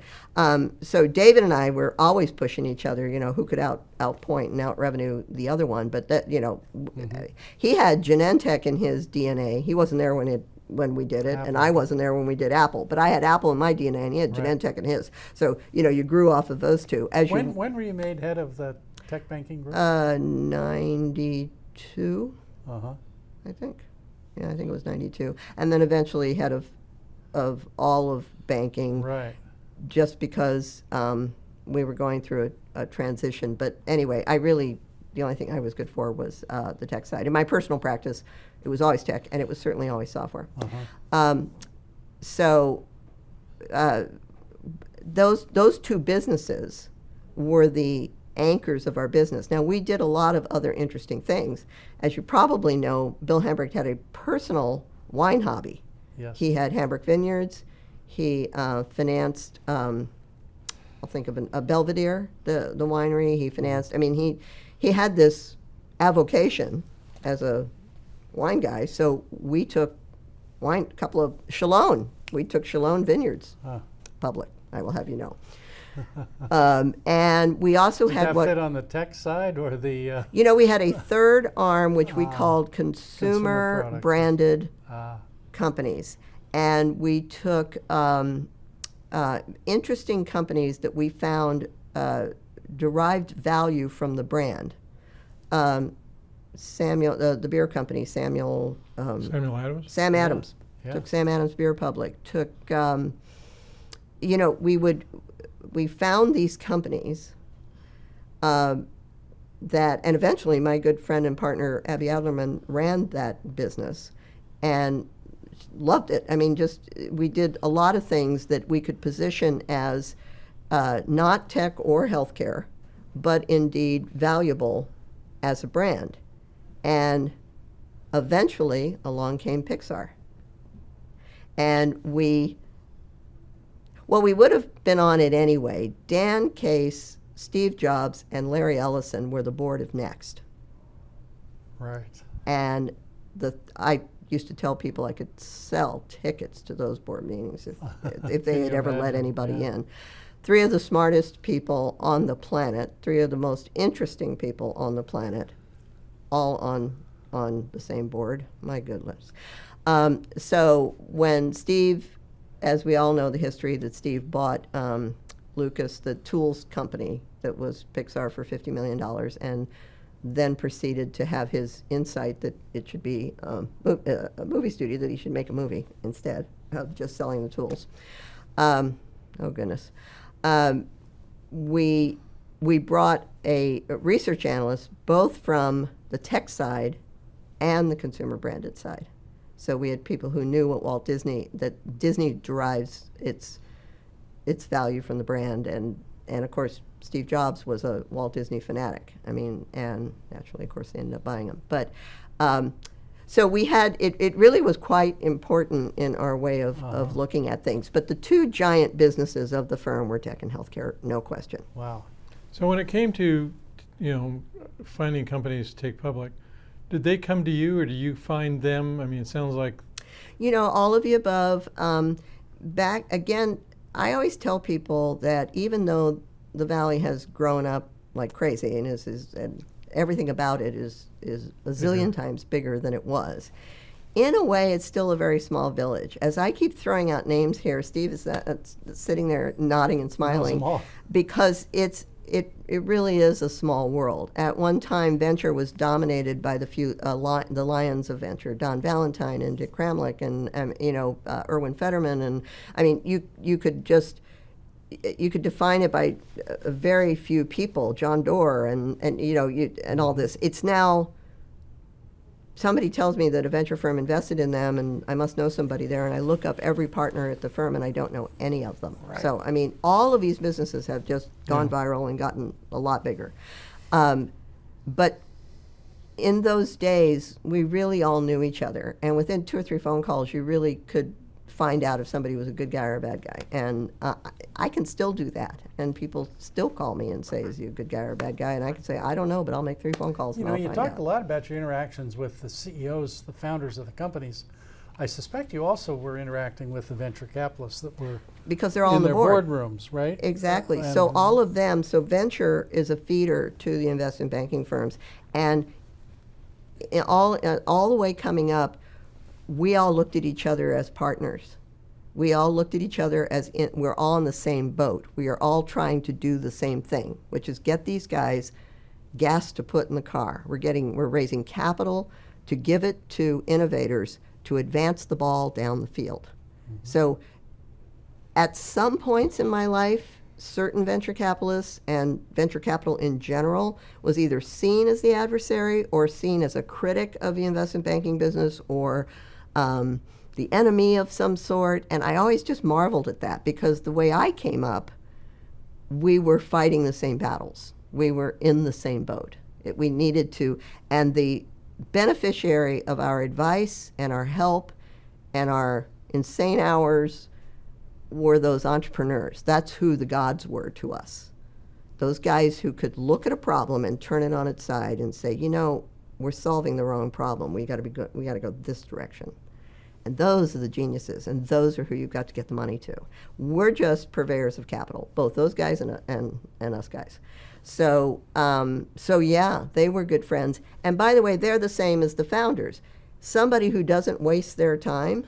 Every investment banker in the world wants to go meet with the VCs because he thinks they're going to have some influence over who they pick for the investment banking business, and that's true.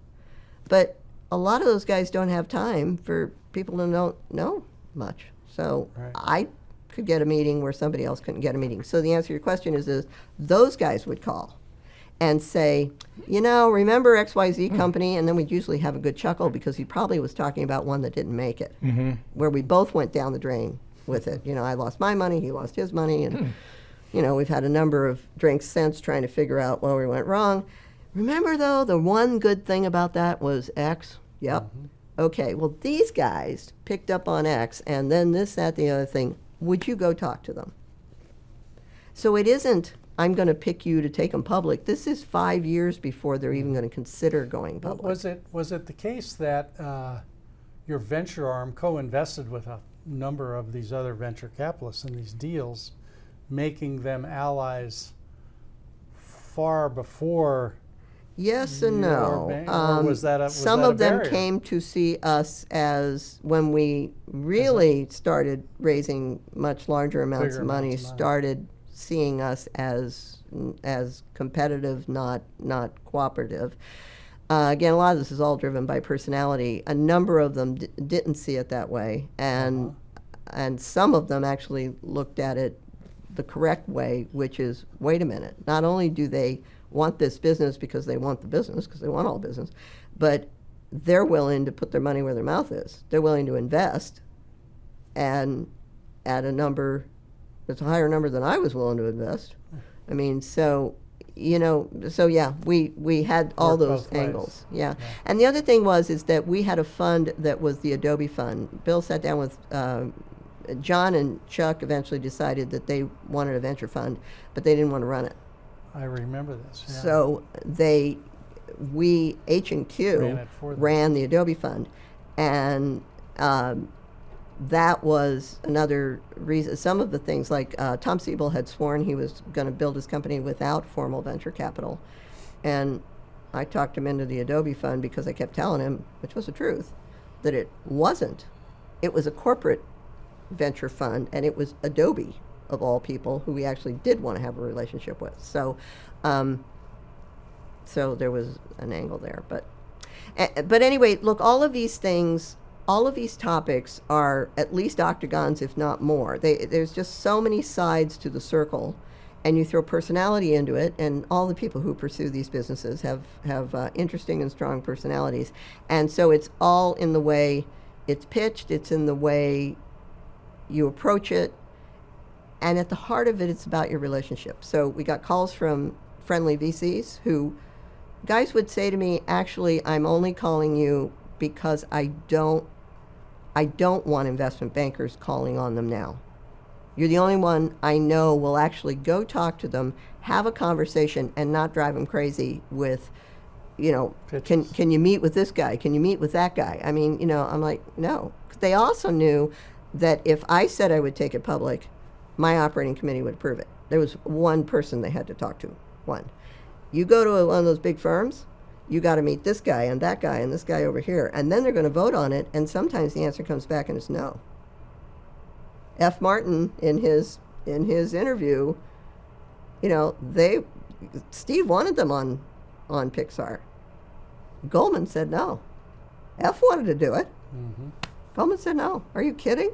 I mean, and truly it was quite a proposition. We were taking the company public just as the movie was being released. Mm-hmm. So we would not know whether the movie, Toy Story, Total gamble. was a hit or not.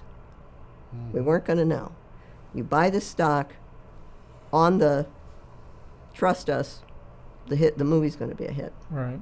So, I mean, Goldman, as a very experienced and risk-averse investment banking firm, says, "Are you kidding?" I mean, so it was Robbie, ourselves, and Cowan, of all people. Anyway, so once you. First of all, I stayed in the business the whole time, and the second thing I did was stay at the same firm. Right. That's another thing people hate. This bounce it around business, the Ricky Henderson model of investment banking, it drives people, if they're trying to help you or they're an ally, it drives them crazy. This week you're with Smith Barney, and the next week you're with Goldman, and the week after that you're with Alex Brown. I mean, I can't keep it straight. Just, So your life after 1999, still with the same firm, doing much the same work, but now back to the genius of Dan Case. Dan Case had figured out we eventually were going to get bought. Remember that we were the last one to get bought. Everybody got bought before we did. Yeah. Okay, so Dan also figures out that it's going to be easier to determine a price if your stock price is blinking at him on the screen versus you're a private company and everybody has to talk about this. So first we go public. Everybody else starts to get bought, and we get approached by everybody in there. I mean, we talked to Deutsche Bank, we talked to Merrill Lynch, we talked to all these people. They all, everyone it was just a circus and too long of a story to go into. Dan walks in my office at some point and says, "I know who we should sell it to." Who? Chase. Chase. What, are you kidding? They don't have an investment banking business. He goes, "Exactly." So anyway, Jimmy Lee of Chase and Dan Case of Hamilton Quist truly put this deal together. And it was, and again, as I say, Dan chose them. So as I said, it's the only deal that worked out. Dan, we were not drafted. We volunteered. So that is why everybody stayed. And that is why they did not lose all the people and all the practice and just the wreckage that were the other Yeah, that's what I was mergers. wondering, is that this deal, I mean, the only way it makes sense if you and the other key people all stay, and so what It's the only way it makes sense, and then Dan went and got sick and died on us. Mm-hmm. So not only did we have to opt in, my husband kept wanting me to retire and kept wanting me to get out, and, and he kept saying to me, "It's always something. First you sold it to him and you feel morally obligated to make it work." Mhm. Then a year and a half later, Dan gets diagnosed with glioblastoma. And so now I've got to stay because Dan's sick, and by the time he gets back, blah, blah, blah. Of course he didn't get back because he died. And now that he's died, you now have to stay because you got to hold it together for everybody who's just in mourning and trying.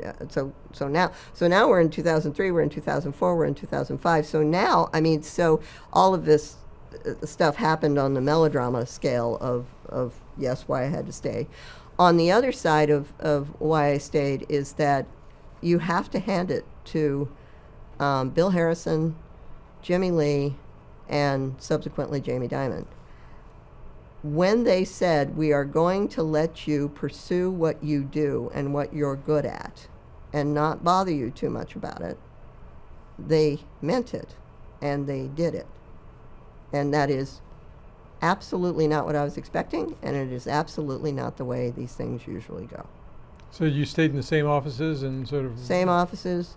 Nobody had the insane idea to ever say to me, gee, Cristina, why don't you move to New York? Right. They knew perfectly well that wasn't going to happen, so they didn't even bother to have It wasn't even a good idea. and they also knew it wasn't a good idea.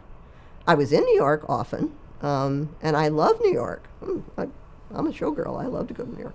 But there's nothing, it's like 80% of my targeted companies are within 30 minutes of my house. 50% of my CEOs have dinner at my house probably once a month. I mean, you want to mess with that? I mean, no, you don't want to mess with that. So they are the only firm that really, truly handled the acquisition of one of the four horsemen the right way.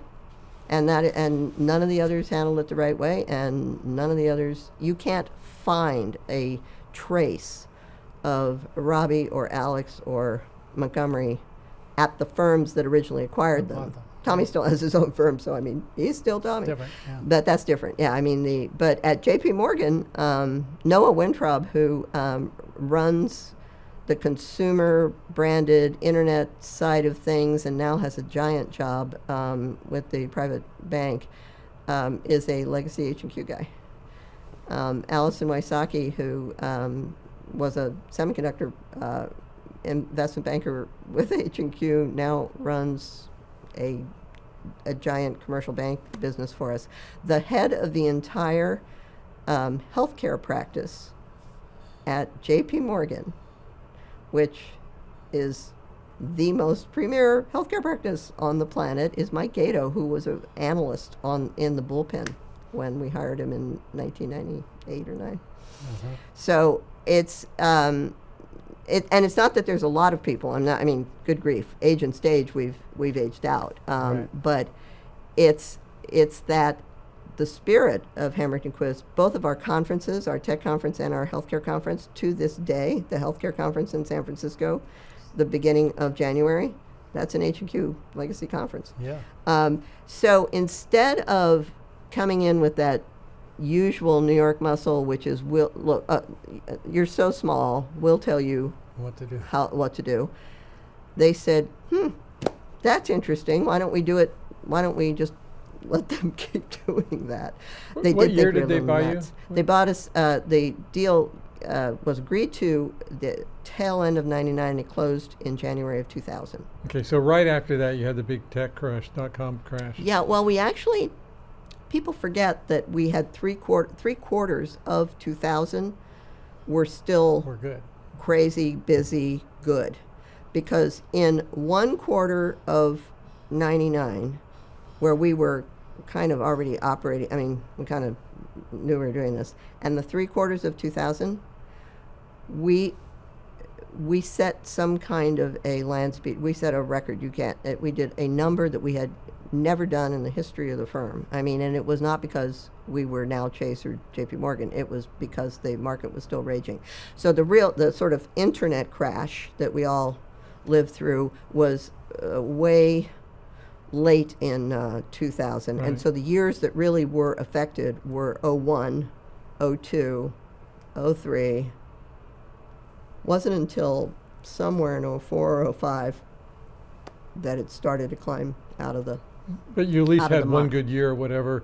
We had one before you- spectacular year. Dan teased Jimmy that we did, like, we had never done $1 billion in revenue at our firm before that, and we did it. They only paid $1.3 billion for us, and I think we did $1.3 billion in the first year that they bought us. So we were laughing and we were saying, okay, we're even now, so Yeah, right. you know, let's hit the reset button and renegotiate all our. But yeah. So, well, and So you had one solid foot to... we had one spectacular year. Then we had the crash, and this is another thing that I give the firm unbelievable kudos to, and really nobody ever gives Bill Harrison the credit he deserves. David Golden and I, at this point, Dan has left us, and David and I are trying to hold this together, and we're going through not only trying to hold the gang together, but we're going through, just a terrible market. And we went back to New York, and we met with a lot of people, including Bill, and we said, you can do what all the other New York firms are doing, simply turning off the oxygen. Bank Boston or whoever by then owned Robbie Stevens, they literally just turned off the oxygen and got rid of them all. Just bye-bye. And I said, that's a choice because you only paid $1.3 billion for it. That's car fare to a firm like this. And I guarantee you that you will never get back in these businesses. I mean, that will be the end of there isn't anybody left to buy. You can't buy enough people and assemble them and everything else. It will not happen. Here's what you can do. We will go back and we will go through the incredible pain of firing some of our dearest and closest friends. We will take it down to muscle. We will take the burner down to low heat, and we will keep it alive. You don't have to pay us. You don't have to pay that. We will take them down to practically nothing, and we will we will survive. And when this comes back, and I am here to personally guarantee you that this will come back, we'll fire it back up. And at least you will still be in these businesses. And take your time, think about it. We're going back to California tonight, let us know. And to their great and everlasting credit, they said, okay, that's the plan. However, we're holding you to your commitment. You need to trim the squad. So we did, and it was one of the most awful things I've ever been through, but because we were already, we didn't hire silly people at H&Q. They were all good, but we just had to go to the people who had the client relationships that we could revitalize the business when and if it ever came back. Mm-hmm. So we did that, managed to hold it together, and when the thing came roaring back, and it eventually did, it all played out exactly like you would think. And then, of course, Bill Harrison bought the bank in Chicago that Jamie was the turnaround guy on, and he bought it for that guy. I mean, he bought it for a lot of reasons. It was a good acquisition, but he really bought it for Jamie Dimon. And he handpicked, he saw the future, and he retired, and Jamie took over. And so now we had yet another person to try to understand this crazy history and everything else. Sat down with Jamie and his regime, and they said the same thing. You guys seem to know what you're doing, so have at it. Did being part of the bigger bank enable you to expand in areas that you might not have as an independent, either somewhat geographically or other market well, segments? yes. So forth? I mean, it's pretty cool to carry a JP Morgan card in Europe, I'll tell you. I mean, JP Morgan literally himself personally saved the world a couple of times, right? Uh-huh. And the American financial system a couple of times, 200 years ago, and has financed the royal houses of Europe for, the entire existence of the firm. So it's really cool to be a JP Morgan person in Europe. But to answer your question, there are very few areas of technology that actually require debt. Sure. However, they do exist. And we, of course, couldn't spell debt. I always used to just sprinkle up my nose and go, don't you have to pay that stuff back? I mean, I'm allergic to anything you have to pay back. I'm an equity girl, you're in with us, and we all take our chances, and we all lose it together, or we all make it together. No. There's this whole thing called debt, and JP Morgan is one of the great debt providers on the planet. I mean, so there are areas, the bigger companies, the hard companies, the semiconductor companies, the companies that are building racks and racks and racks of storage. I mean, sure, there are areas that need it. There are areas of the healthcare industry. The reason the merger worked out so well in the healthcare side is that, we had the biotech end of it, and they had big pharma. Right. Wow. Was that a marriage made in heaven? The marriage, which merger are you talking about? J.P. Morgan, owned Big Pharma. I mean, Okay. is Bought is a Chase. huge provider of capital to Big Pharma. Right, okay. And we originated, a couple of scientists and The a new technology that in the a pharmas are thing up in taking Berkeley advantage or off in the East Bay. I mean, we were on the discovery end. When Genentech eventually sold to the big Swiss Roche. we didn't get that business, and good Lord, we were the reason Genentech existed. I mean, but again, we couldn't whine about it. We just this is what the genius of the merger were. I mean, these mergers were all imagined with we bring this and you guys bring that, and it turned out that there was not a lot of back and forth. But and they also the old expression of when you have a hammer, everything looks like a nail. The big banks would try to apply their products to companies who didn't need them or want them, and that's a mistake too. So J.P. Morgan and all the people we worked with, and again, it's back to relationships. I mean, we really established relationships with the people who ran those businesses, and we spent a bunch of time in their offices explaining to them why it wasn't appropriate to bring it to this company. And we kept saying, please let us go through the roster, find the 5 guys who might want to talk about this, and let you give them the full court press, and we'll go with you. But no, don't think you're going to just come out here in hordes and start, laboring and putting everybody under this mountain of debt that they don't need or want. I mean, it's just not going to work. So another thing that happened in tech broadly over, say, the last 20 years of your career has been the advent of much larger private equity interests taking a role in financing and acquiring these tech companies. How did that influence the banking work that you were doing? They really just became another Silver Lake, of course. Jim Davidson of H&Q was one of the founders, and Ken Howe, who's still very much a part of running Silver Lake, is also an H&Q alum. It became another input and partner to us.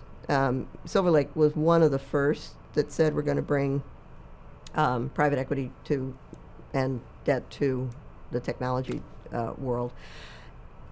And I said, well, okay. But again, being a software gal and living in the intellectual property world, there weren't a lot of companies that were appropriate to that. There has ended up being that it did eventually work its way into software. Size begets ability to apply large amounts of capital to situations.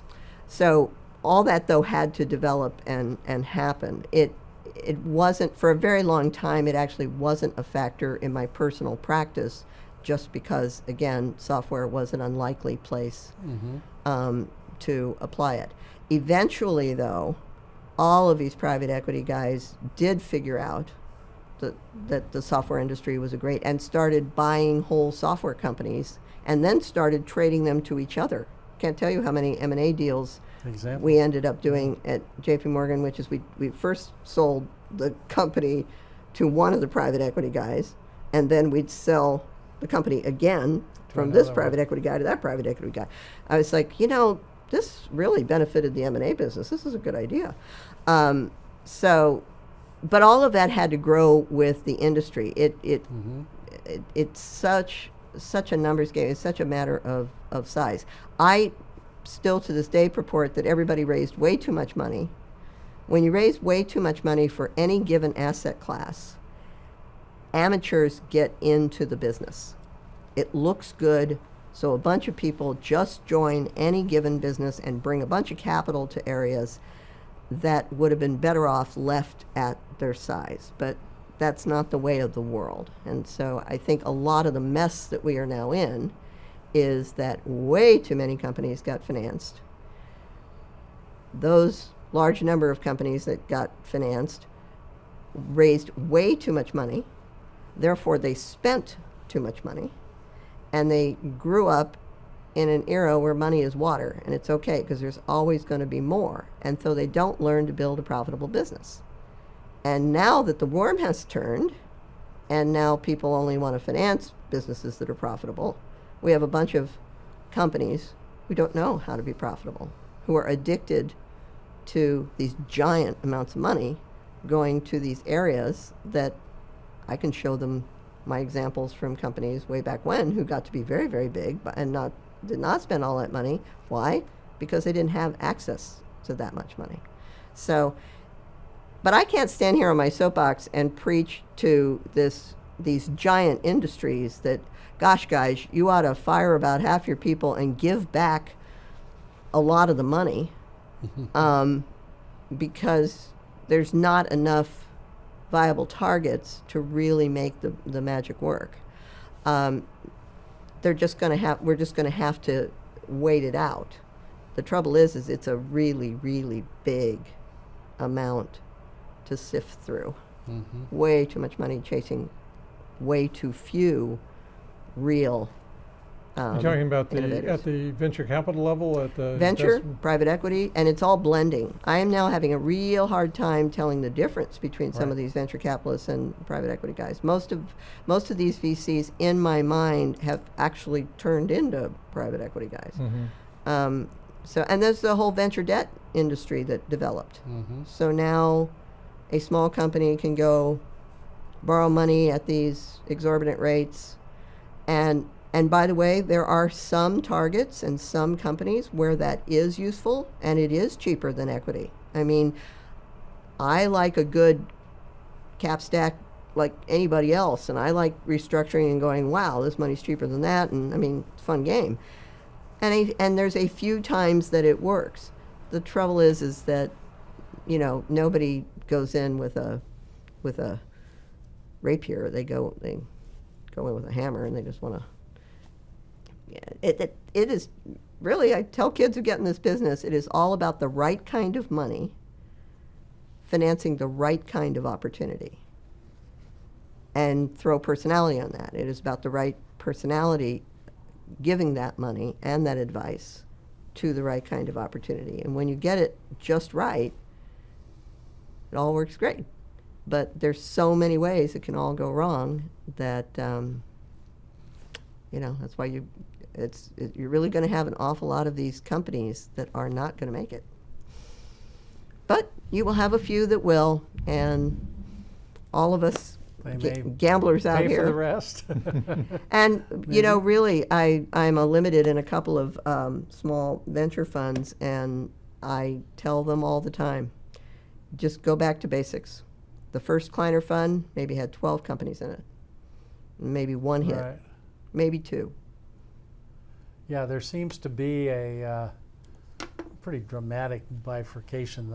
The established big firms are raising huge piles of money, billions of dollars at a time. And there are a few newer funds or people who have spun out of the established funds to do seed capital startup funds, and they might do it with 50 or 100 or 200 million dollars, which is totally different from the rest of the pack, but it's much like it was 40 years ago. It is so back to basics. You're so right, and and they're pre-seed funds. Right. So because really, they're the ones that I'm with. Their first fund was 30 million, and they're raising their second fund now. And it's going to be 50. The other one, I think the first one might have been 50, and maybe this one's 75. But in those things. But again, it's a lifestyle choice too. I told the people that were founding these things, I said, if you're the kind of person who wants to hire a staff of people to deal with these companies that you're investing in, that's different. Go to work for Andreessen or for, there's so many of these big and I'm not casting stones. They do a wonderful job. They Uh-huh. provide a wonderful service and loads of money. But if it's back to what we used to do, which is it's still you on the board. It's still you going and visiting with these entrepreneurs. It's still you that they're calling at 10 o'clock at night on a Sunday night because the board meeting's the next day and they really want to know what they should bring up before what. You know, that to me was the fun of it. And if that's what you want to do, then you are stuck with raising a small amount of money and applying it in, you know, small amounts to guys that really have a napkin and an idea, and it's pre-seed. Christina, did you ever think about getting onto the venture capital side of the business? You know, happily, I really picked such the right firm. For me, Hamburton Quist was being on the venture side You of the had business. both, yeah. I really did have both. I remember when I walked into Bill's office and told him that I wanted to invest in Frame, and it was their first round, and they wanted a $25 million valuation. And I was aghast. I thought that was just so much money. And I mean, just too high of a number. To this day, I believe that your first round ought to have a single-digit valuation. I really do. I mean, and then your second round can have a double-digit valuation. But a double-digit valuation, $25 million, just seemed to me to be extraordinary. And Bill looks at me and he said, "Do you really believe in it?" And I said, "Well, yeah, I do. I mean, I really do, but, you know, $25 million. And he said, "Well, Christina, if it works out, it won't matter if it was $25 million, and if it doesn't work out, it won't matter if it was $25 million. So give them their $25 million. And I was so sure he was going to tell me, "You're right, go back and tell those crazy people that, you know, this number will not do." But so I really, I mean, think of it, I got to hang around with that too. some of the great VCs of all time. Did the H&Q VC arm go to Chase as part of that deal? It joined in as what was called Chase Capital Partners, which was very much more a private equity looking thing, and certainly had no investments that I, as a purist, would have thought of In as tech. technology. They had some telecom investments. They kept calling stuff tech that wasn't tech, in my mind, but okay. But what was our venture business at that time morphed into Chase Capital Partners. At some point, though, and again, the regulations on all of this, the regulatory environment changed as much as all of these size things were changing and these events were happening. And at some point, JP Morgan, because Chase Capital Partners became JP Morgan Capital Partners, and because they had one too. So now all of this is sort of under one thing, but we could no longer go do what we were doing, which was put money in a company that we Chinese intended wall went up to and- take public. Yeah. So there was the conflict of interest was far more difficult to navigate than it had ever been. And at some point, JP Morgan spun off all of its venture / private equity investment arms into different named things and different things. The comedy of this that I got to observe since I stayed for so long, because of course I retired in 23, so I stayed with JP Morgan longer than I was with Hamburton Quist. So I got to see all of this, and at some point I got this phone call from somebody very high up in the organization who informed me that we were, we had a whole team looking at getting back into the venture business. And I just started laughing. I said, "You had a venture business. You had a terrific venture business. You decided you didn't want to be in the venture business. What do you mean you want to get back in the venture business?" Oh my God. So, and to this day, we also do a super job of, we'll meet a company and the IT side will fall in love with a technology. And even though we're really hard to sell to because we're such a behemoth, sometimes when we really get it and we're really going to be helpful to a company, we are able to find a way to invest in the company and wall it off in a way. I mean, we have terrific lawyers that figure out a way to wall it off to a point where we actually still can do that. I mean, I'm gone now, so I don't know what status all this is, but there's a lot of ways to be useful to a company, and sometimes that includes capital. Most of the time, it's our endorsement of the technology is so huge Right. that we, As a user. as a user, because Yeah. we have people who can come and talk to the buy side, can come and talk to us, and we translate to the buy side or talk directly to the buy side and say, oh, you really have to understand the difference this made in our organization. And when something makes a difference at the level of JP Morgan's IT, these are such large numbers. You know it's You know it's good. really important. Yeah. So we had a number of companies that that whole angle. And when we sold it to Chase in 1999, 2000, believe me, we did not. That wasn't one of the things we highlighted to Fortune magazine of, oh, gee, we're really going to leverage the fact that they're anyway. We found other benefits as the three firms, grew up together. So, and I say that's so funny, and it's really comical considering how small we were and how large they were. But like a lot of things, most M&A doesn't work out. Right. You spent a lot of years doing it. You would Yeah. know. And it's sad to say, but all of those big dreams, even in the technology world and certainly in the banking world, I have a hard time finding another one besides JP Morgan. Well, you that has been pointed to successful. the secret that you and Dan recognized. They didn't have anything. There was no culture clash. They weren't going to tell you how to do it. They didn't have anybody doing it, Yep. right? Well, and yes. that was true of Chase. Now, interestingly, and even more to their credit, JP Morgan Yes, did have that an was investment different. bank. Yeah, sure. So to their credit, though, they did realize that investment banking in the technology world It was different. was very different than providing capital to Procter & Gamble or to, I mean, they were investment bankers, but they were investment bankers to large Right. industrial companies. Chevron, I'd come out here to California to visit with Chevron. Yeah. And we're like, oh, right, kind of forgot about them. Yeah. So, and they were great because they kept saying how they were just such very intelligent people running the businesses of JP Morgan. I was truly flabbergasted. Mm-hmm.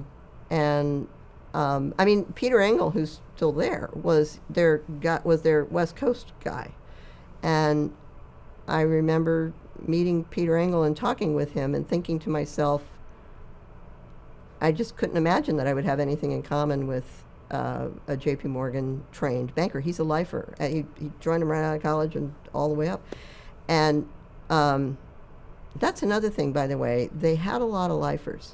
Mm. And so did we. Speaks well for both cultures. Yeah. So, and I didn't know at the time how important that would be, but I remember J.P. Morgan had very few people on the West Coast: Sanjay Jain, Kurt Sigstead, Peter Engel, and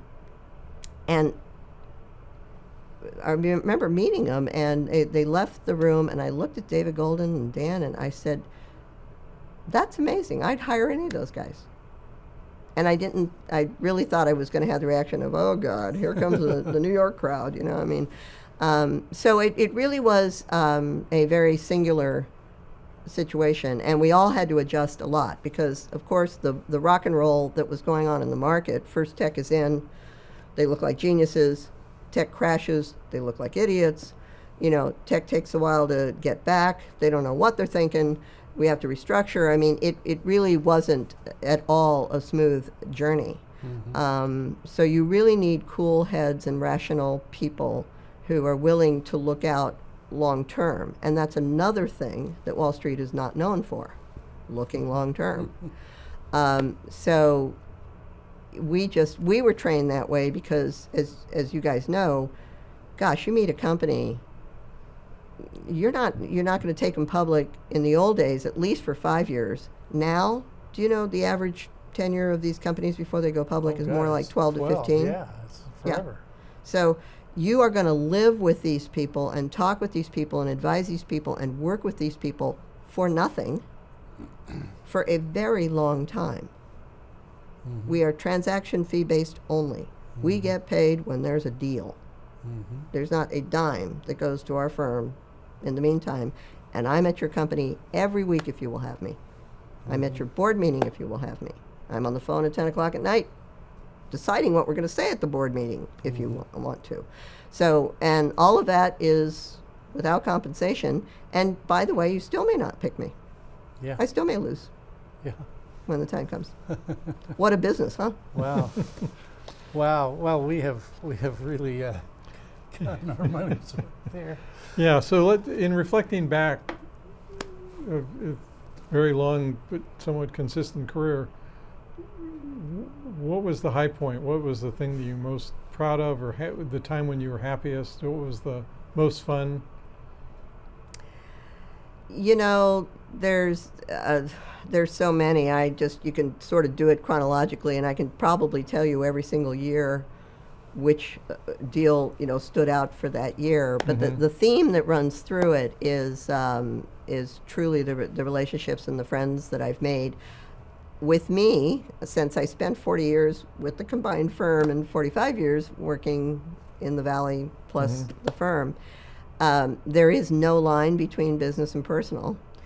Some of my best friends are former clients and former partners or former collaborators.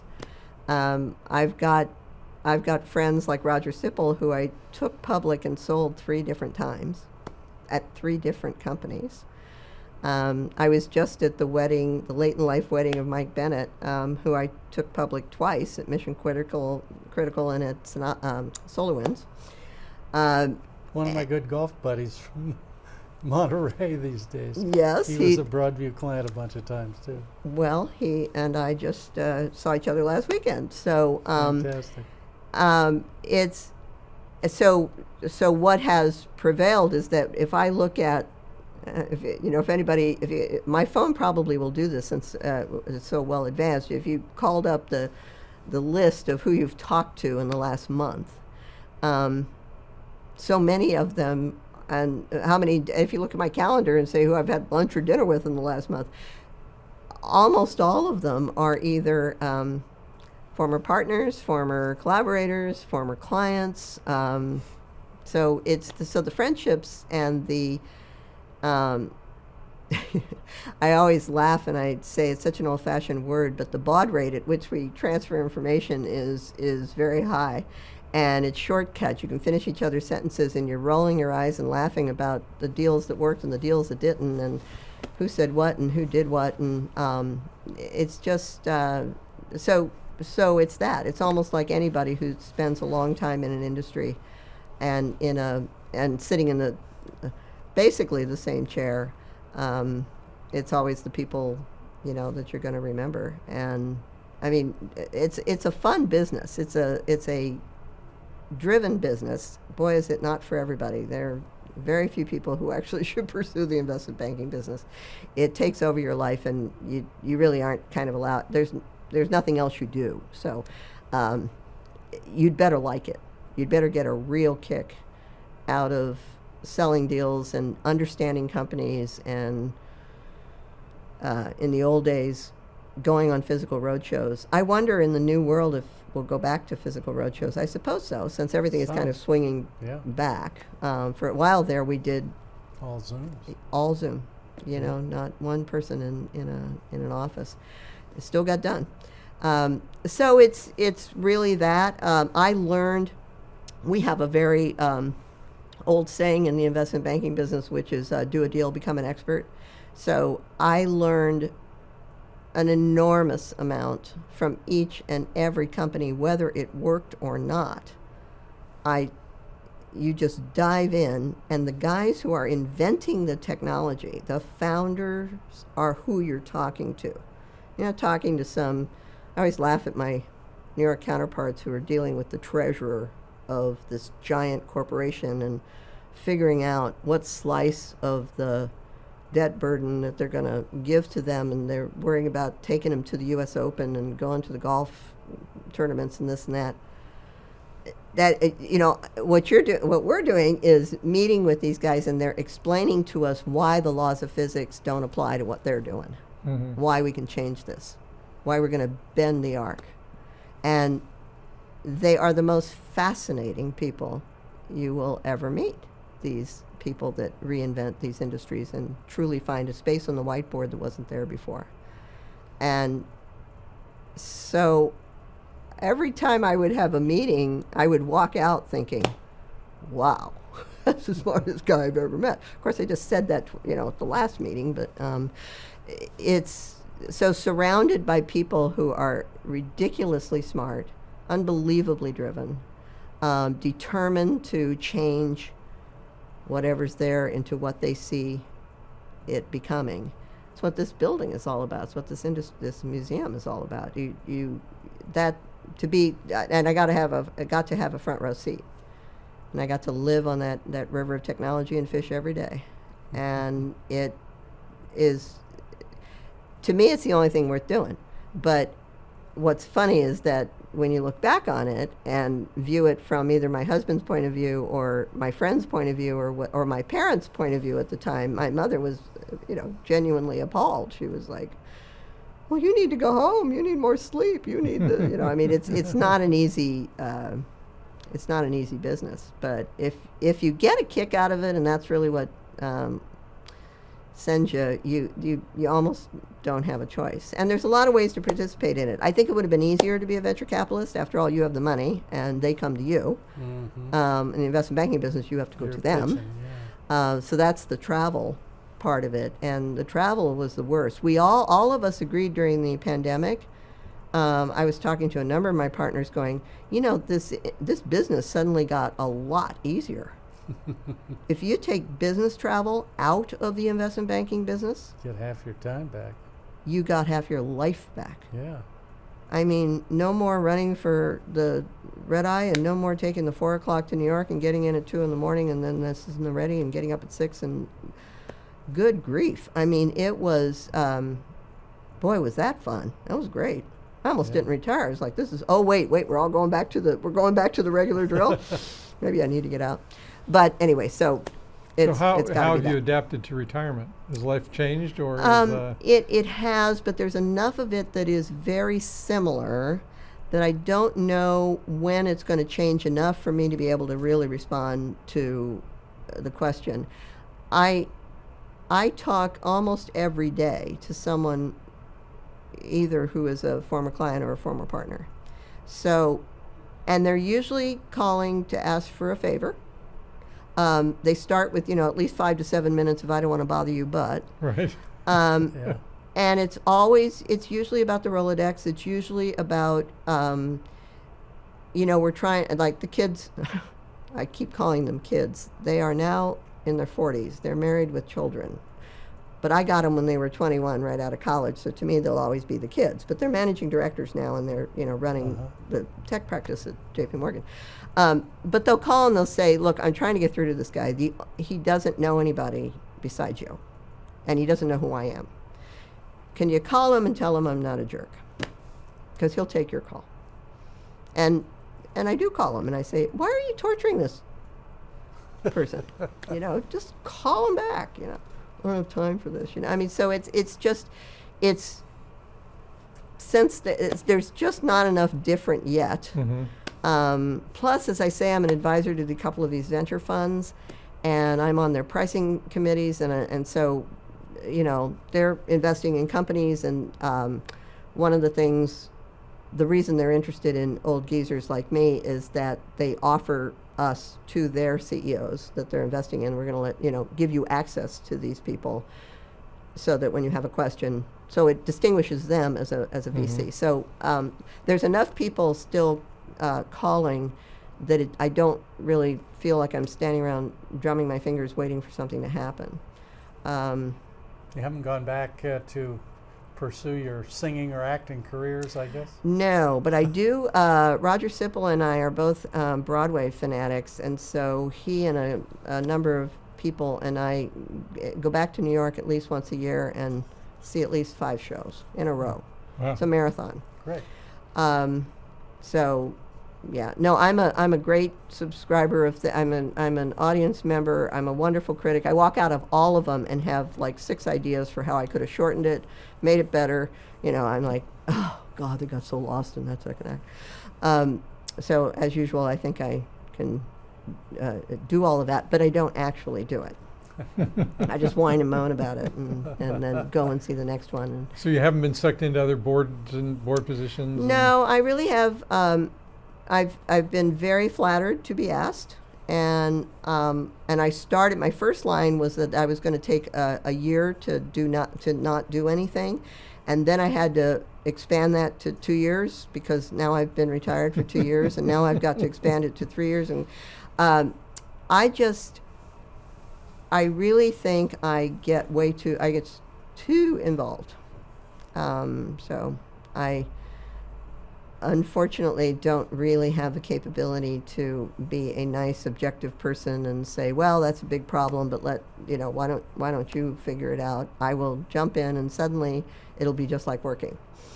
Right. So Protecting I know better. yourself from yourself. I am protecting myself from myself. So I suppose I keep getting told by all my good friends that there's going to be a board offer that comes along that I won't even think. I won't even give them an excuse, and I'll just go, oh, I'd love to. When, and can I be there this afternoon? Right. Maybe. We'll see. Hasn't happened yet. So I actually act as a ad hoc, I won't say really board member, but I act as an advisor to an awful lot of people Right. who happen to be very good friends. Mm-hmm. And some of my friends say, well, so you're doing it for free? And I just laugh. I just said, well, if your friend calls you and asks you to do something or asks you for a favor, aren't you just going to do that for that friend? I mean, you don't sit around and think about, well, the meter's running. Yeah, what's the fee I can charge Yeah. for that? And the other thing I keep pointing out to people is that I wasn't a lawyer. I wasn't a by the hour. by the hour creature. Right. So, we train generations of people to understand delayed gratification.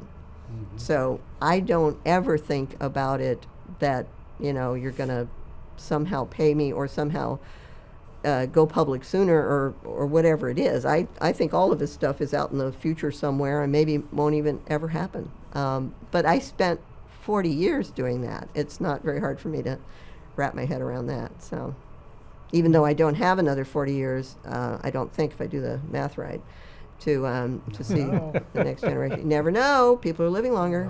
Those biotech companies. Those are biotech still companies doing Yeah, are right. working away on the genome, I mean, they absolutely might figure it out. So. Well, do you have any other questions, Steve? Oh God, I do and I don't. Yeah, I that's know. we I, could do this. Oh, I know what. We What? we didn't hear your 1989 Loma Prieta story. Yeah, where was everybody then? So Frank Quattrone was Morgan Stanley, and I was H&Q. We were at the printer with the follow-on for Synoptics. Do you know Andy Ludwig and Bill Ruley Sure. and the Synoptics crew? One of the best companies ever to exist. I tell you, I really don't. I was so happy when we got that business. It was one of the best victories of my life.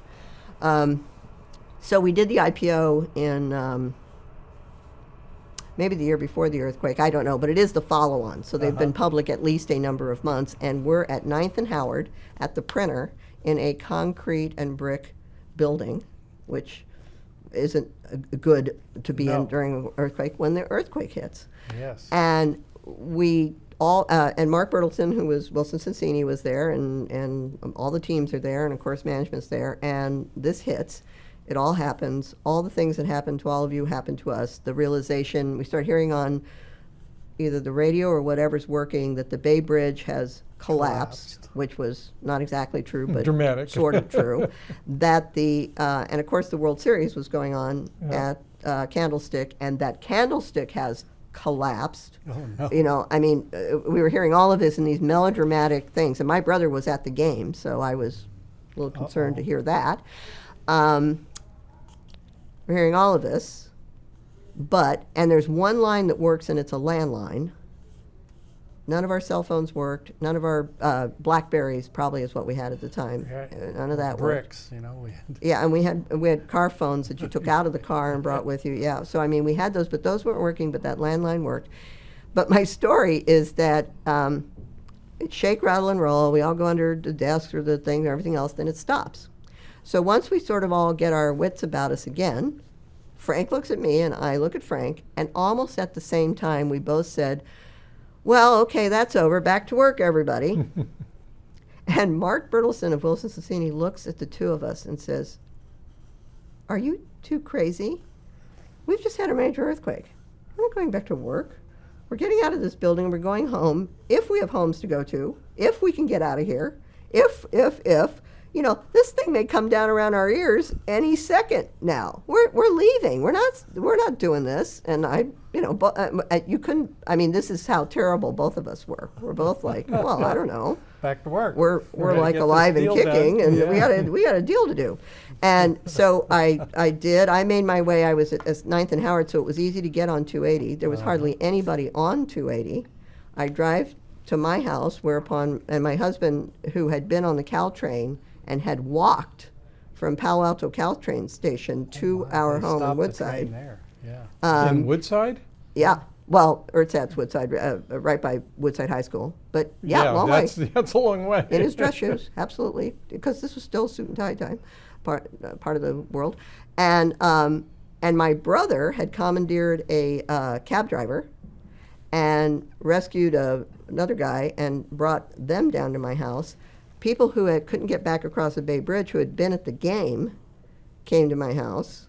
So we ended up having a whole bunch of people at the house. We had a gas stove, so I just kept heating up leftovers, fed everybody that night, did everything else. And the next part of the story is that I get up the next day and shower and get ready, because I'm going to go to wherever we're going to continue drafting this deal. I reach Bill Ruley, the CFO, who is I think he's at his office, and he starts chuckling at me and going, "Okay, Cristina, calm down, Tiger. We're not getting together today. No. We're not drafting this deal today." And I'm like, "Well, why not?" I mean, I still couldn't get it through my head that this was going This is a major deal. put a pause button on this. To me, it's all systems go. You're alive and kicking, so therefore you're going. So we eventually, as we all know, things got put back together not very long later. Everything was back. We proceeded with the follow-on. We got it done. And to this day, two of my favorite luccites are the Synoptics one that Frank and I did. It's a lucite cube, and it's got a crack running right down the middle. Perfect. And the company did one that has a baseball bat, lucite baseball bat, because it was the World Series deal, and it has a crack racing down the side. So Perfect. Andy and Bill and I have laughed about that often, and a lot of people have reminded both Frank and myself that we were both insane and way too driven and way too focused and way too everything for their taste. Fantastic.